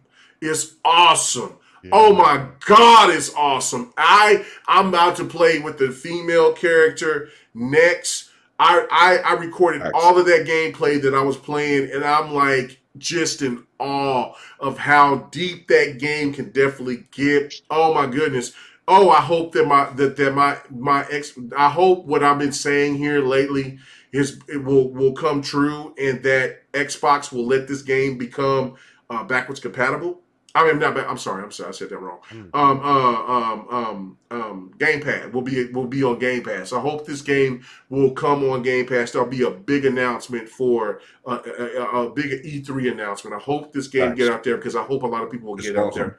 It is a dope ass game. But other than that, man, I've been very patient, and I'm glad for that because I've had more time to sit back in the game and reflect and just to absorb it. And you know what I'm saying, as an older gamer, I you know, as a root gamer, you know what I'm saying, it's a blessing. And now this is the reason why I love gaming. And it doesn't matter. And like I said, I bought Days Gone. I'm going to start playing Days Gone. I'm going to finally eventually beat that game. It will be on PC, but it's still supporting Sony and what they're doing, and hopefully that game will get a sequel. But anyway, let me get the hell out of here. Do anybody else got anything they got to say before we get the hell out of here tonight?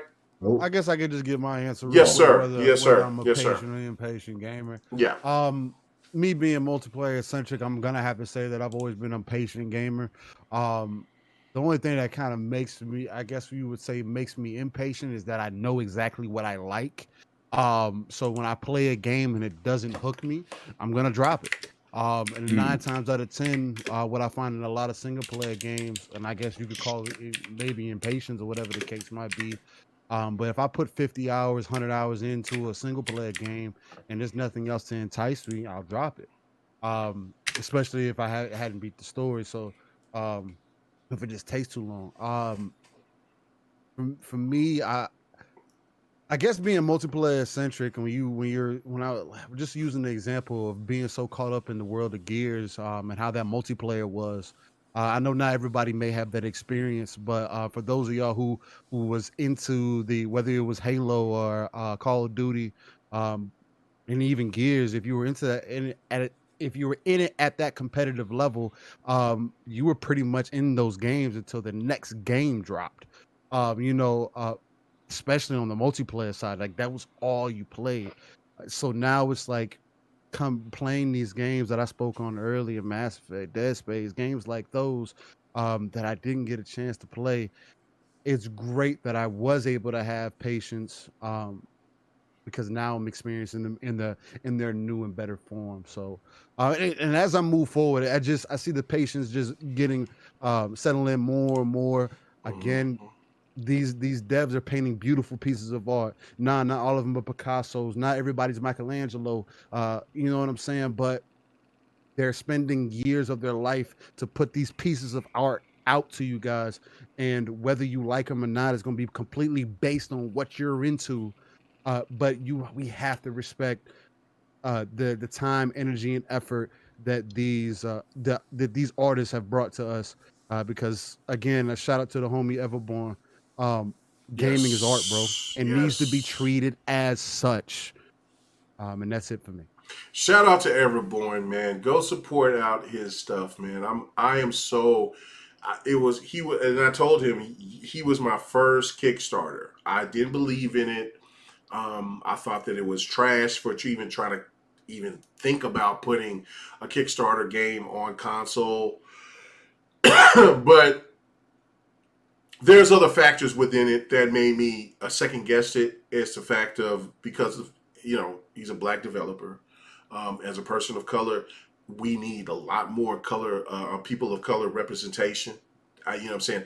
I will never hold my tongue on that. I will always stress that I don't have no problem playing my white brothers and sisters, but I think that our white brothers and sisters need to be playing as other protagonists that don't look like them as well. And that's not being somebody that's being so-called woke. That's being conscious. That's something that I think people need to be more aware of. Representation. Yeah, more representation is something that we need because there are so many people out here that plays games that aren't just one demographic, and that to me is really special. And that his game is in that what's got me started. And I will be supporting a hell of a lot more Kickstarters out here going forward.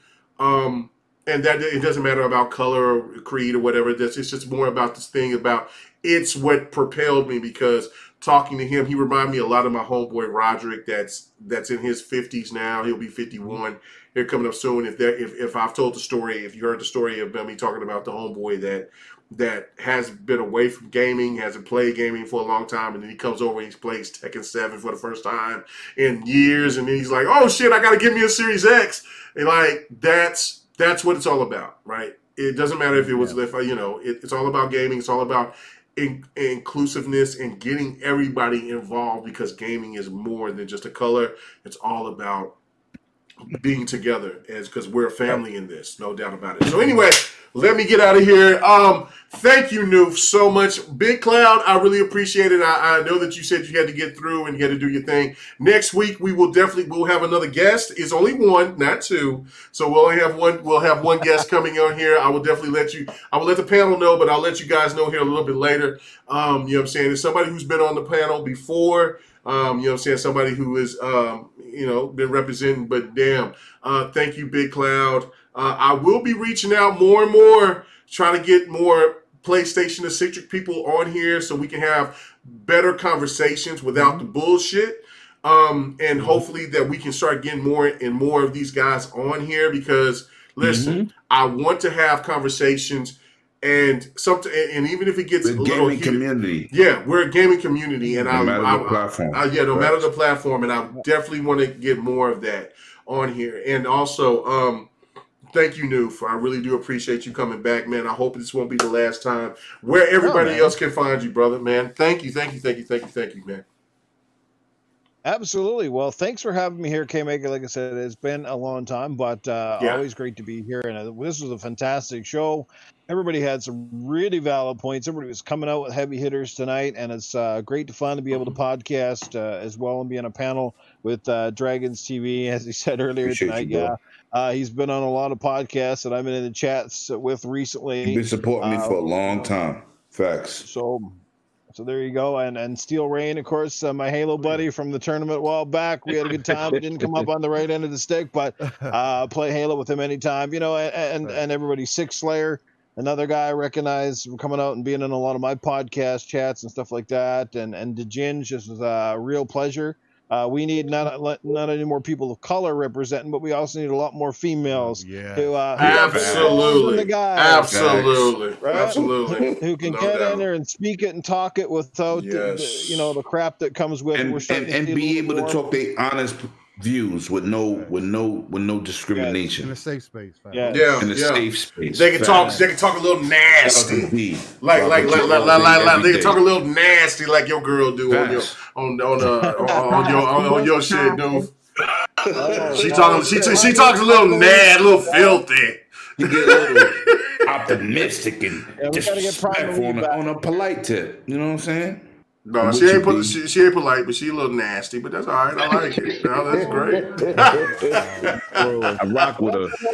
Tuesday nights, Gaming After Dark, which goes at 10 p.m. Eastern Time, which is 8 Mountain. And, of course, I have a new podcast on Sunday mornings, which is of the general rated type, but without all the boom, boom, kaboom. Boom, boom, kaboom!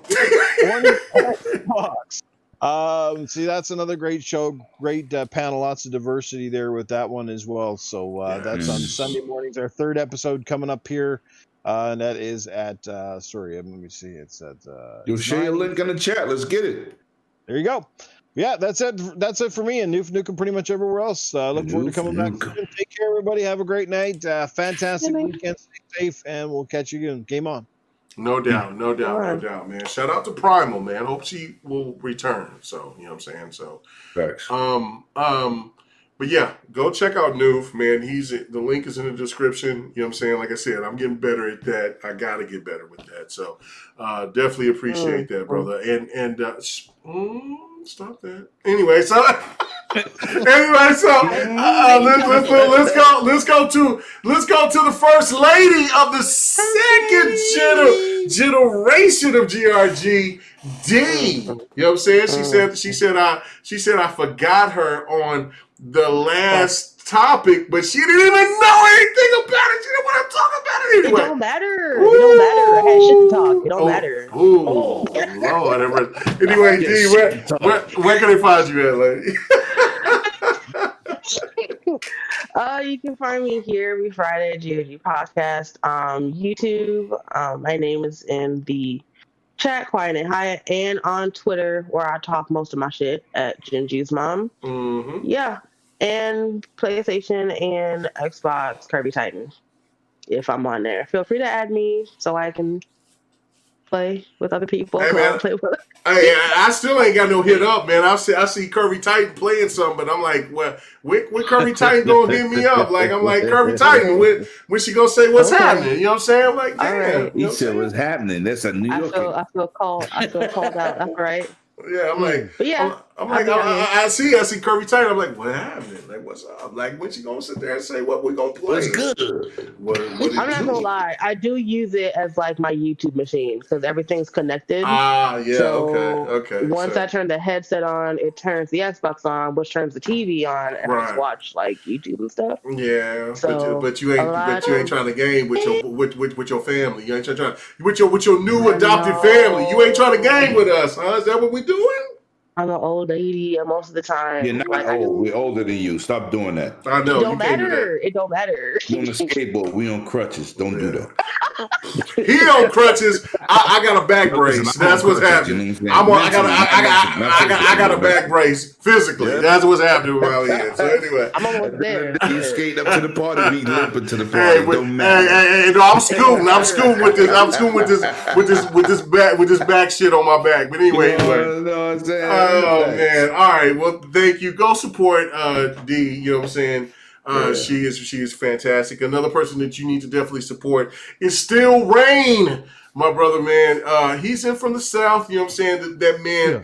He got that silky. He you know what? He reminds me of a younger K Mega. You know what I'm saying? We're not doing that. No. That light skin skill, that voice. You know what I'm saying? Coming in with it. You know what I'm saying? He's in that region. You know what I'm saying? You know, people think he's from somewhere else, but he's got that smooth voice. Because when I first started on YouTube, people were like, "Where are you from, K Mega?" And I'm like, "I'm from." Not saying that. Don't do that. I'm from Oklahoma. And people are like, "Oklahoma, really?" Yeah. Y'all say, "I'm from OKC." You're the only sexy dude in your state. Shut up. You watch out, hey man. I'll take all your New York ladies. Watch out how I do this. Man. That big man's in charge. Anyway, Still Rain. Where can they find you at, brother? Big man in charge, K Mega in the squad. Look, man. It was another fantastic Friday night. We definitely had some passion tonight. It was all throughout, from start to finish. It was just nothing but passion, classic conversations, and we had a good time with it. Man, look, you can find me every Saturday morning on the Living Split Screen podcast with me and my guy Pong Soul. In the 90s kind of world, I'm glad I got my Pong.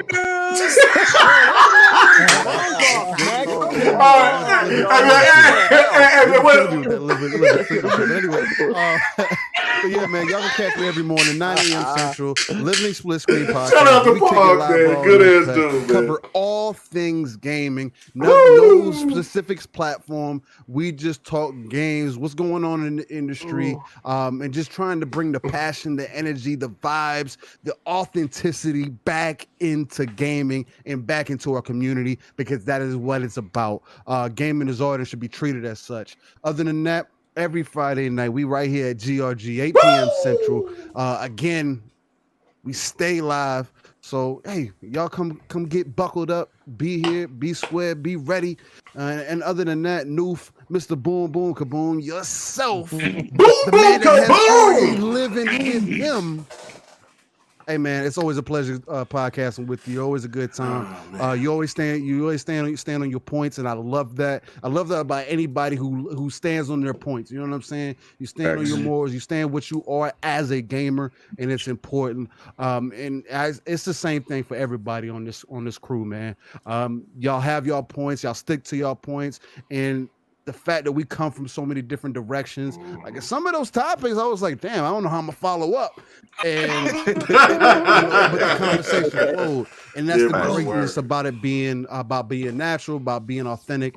And again, man, much love to the panel. Y'all like the Knights of the Realm, man. Again, I appreciate y'all for welcoming the rain into the GRG kingdom. I just wanted to say that you guys are awesome, and I wanted to jump in the air because Cletus was here earlier, but I wanted to make sure that my boy Arnold! I miss you, Arnold! Hey, man! Hey, man! Don't listen to Noof Nukem. He's full of shit. Hey, man, okay, Arnold. I gotta ask you a question. Before I get to everybody else, Arnold, I gotta ask you a question. Like, I loved you in Terminator, brother, but I got to ask you this question. Now that you get your ass is old and crusty, you are going to television shows. How do you feel about this, Arnold? I'm still hyped because I love you, Arnold. You are the best. You are the best, like, I don't even know what nationality you are, but you're the best of the best, and I want to see more of you. So how do you feel about being on the television series coming up?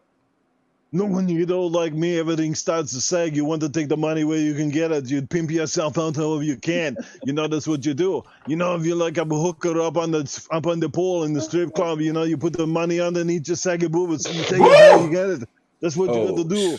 That's what I do. I just get out here. Jean-Claude Van Damme, he's been pimping himself out now for about 20 years. The video shit. So I want to do it the regular way. That's what I do. Okay, one more question, Noof. Oh, I said Noof. I'm sorry, Arnold. Excuse me. I lost my mind by calling you the inferior Noof. Arnold, I got one more question. How was it? How was the, you know what I'm saying? I know that you got, illegitimate, women, kids with that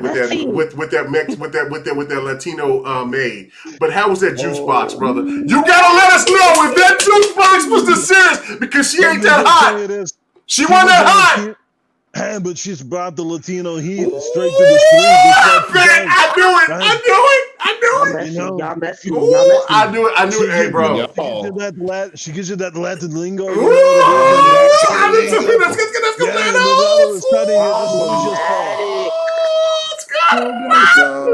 Wait, see, that's what I knew. I knew it. Ass on timeout. Hey, listen. Hey, when I seen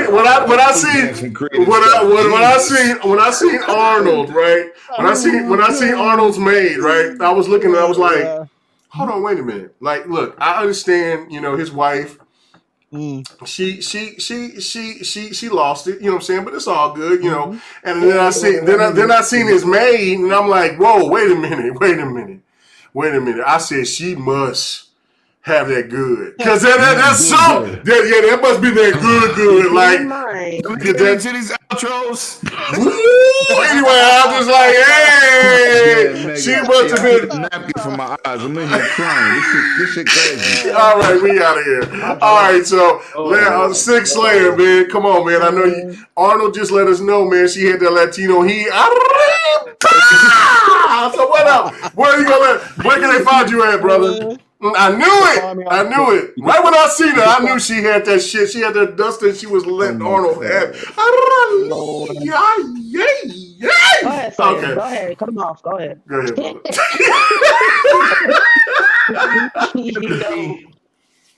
You done now?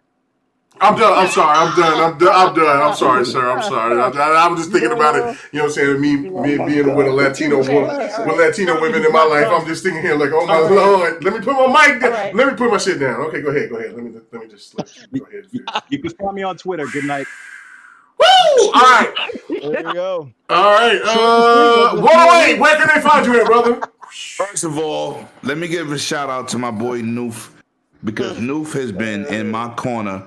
I've been seeing him in my chat since the day I started my channel. It's crazy. Shout out to your support, my brother, man.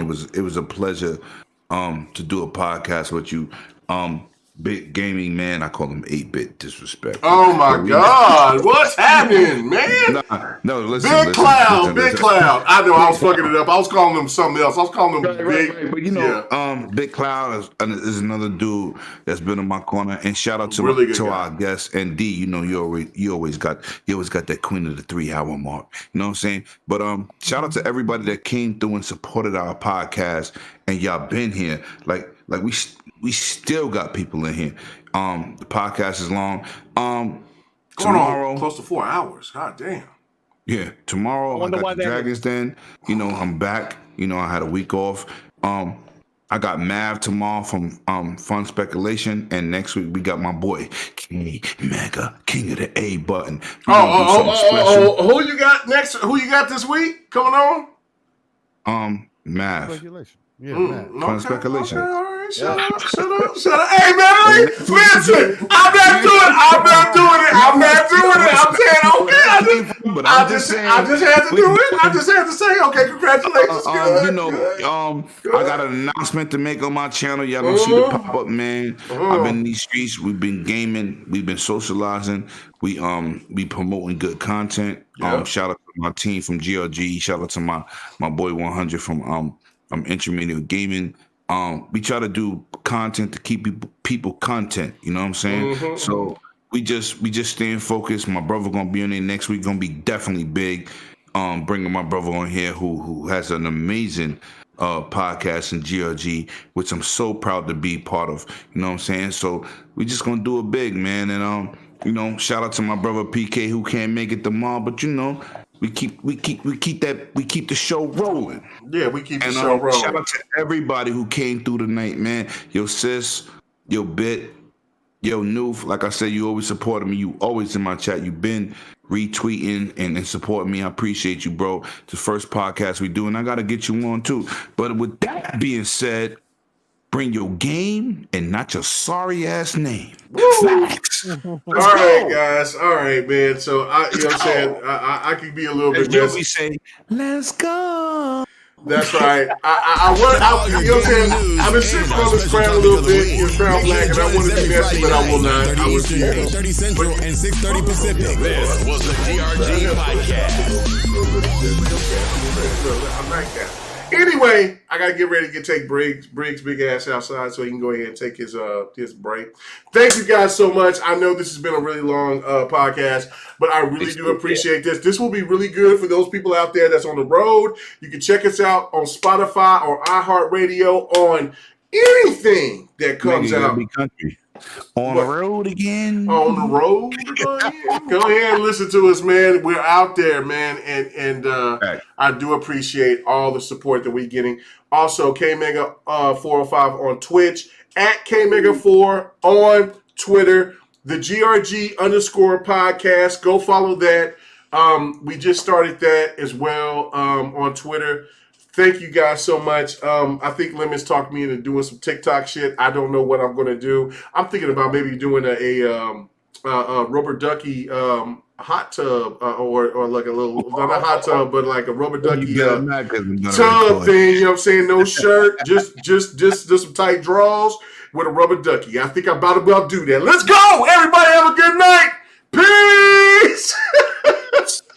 See you tomorrow. Let's get it. Go check it out, man. We out, man. Brooklyn. Oh, my Lord. I'm such a damn fool for that one. I did. Oh, man. Let's get this out there.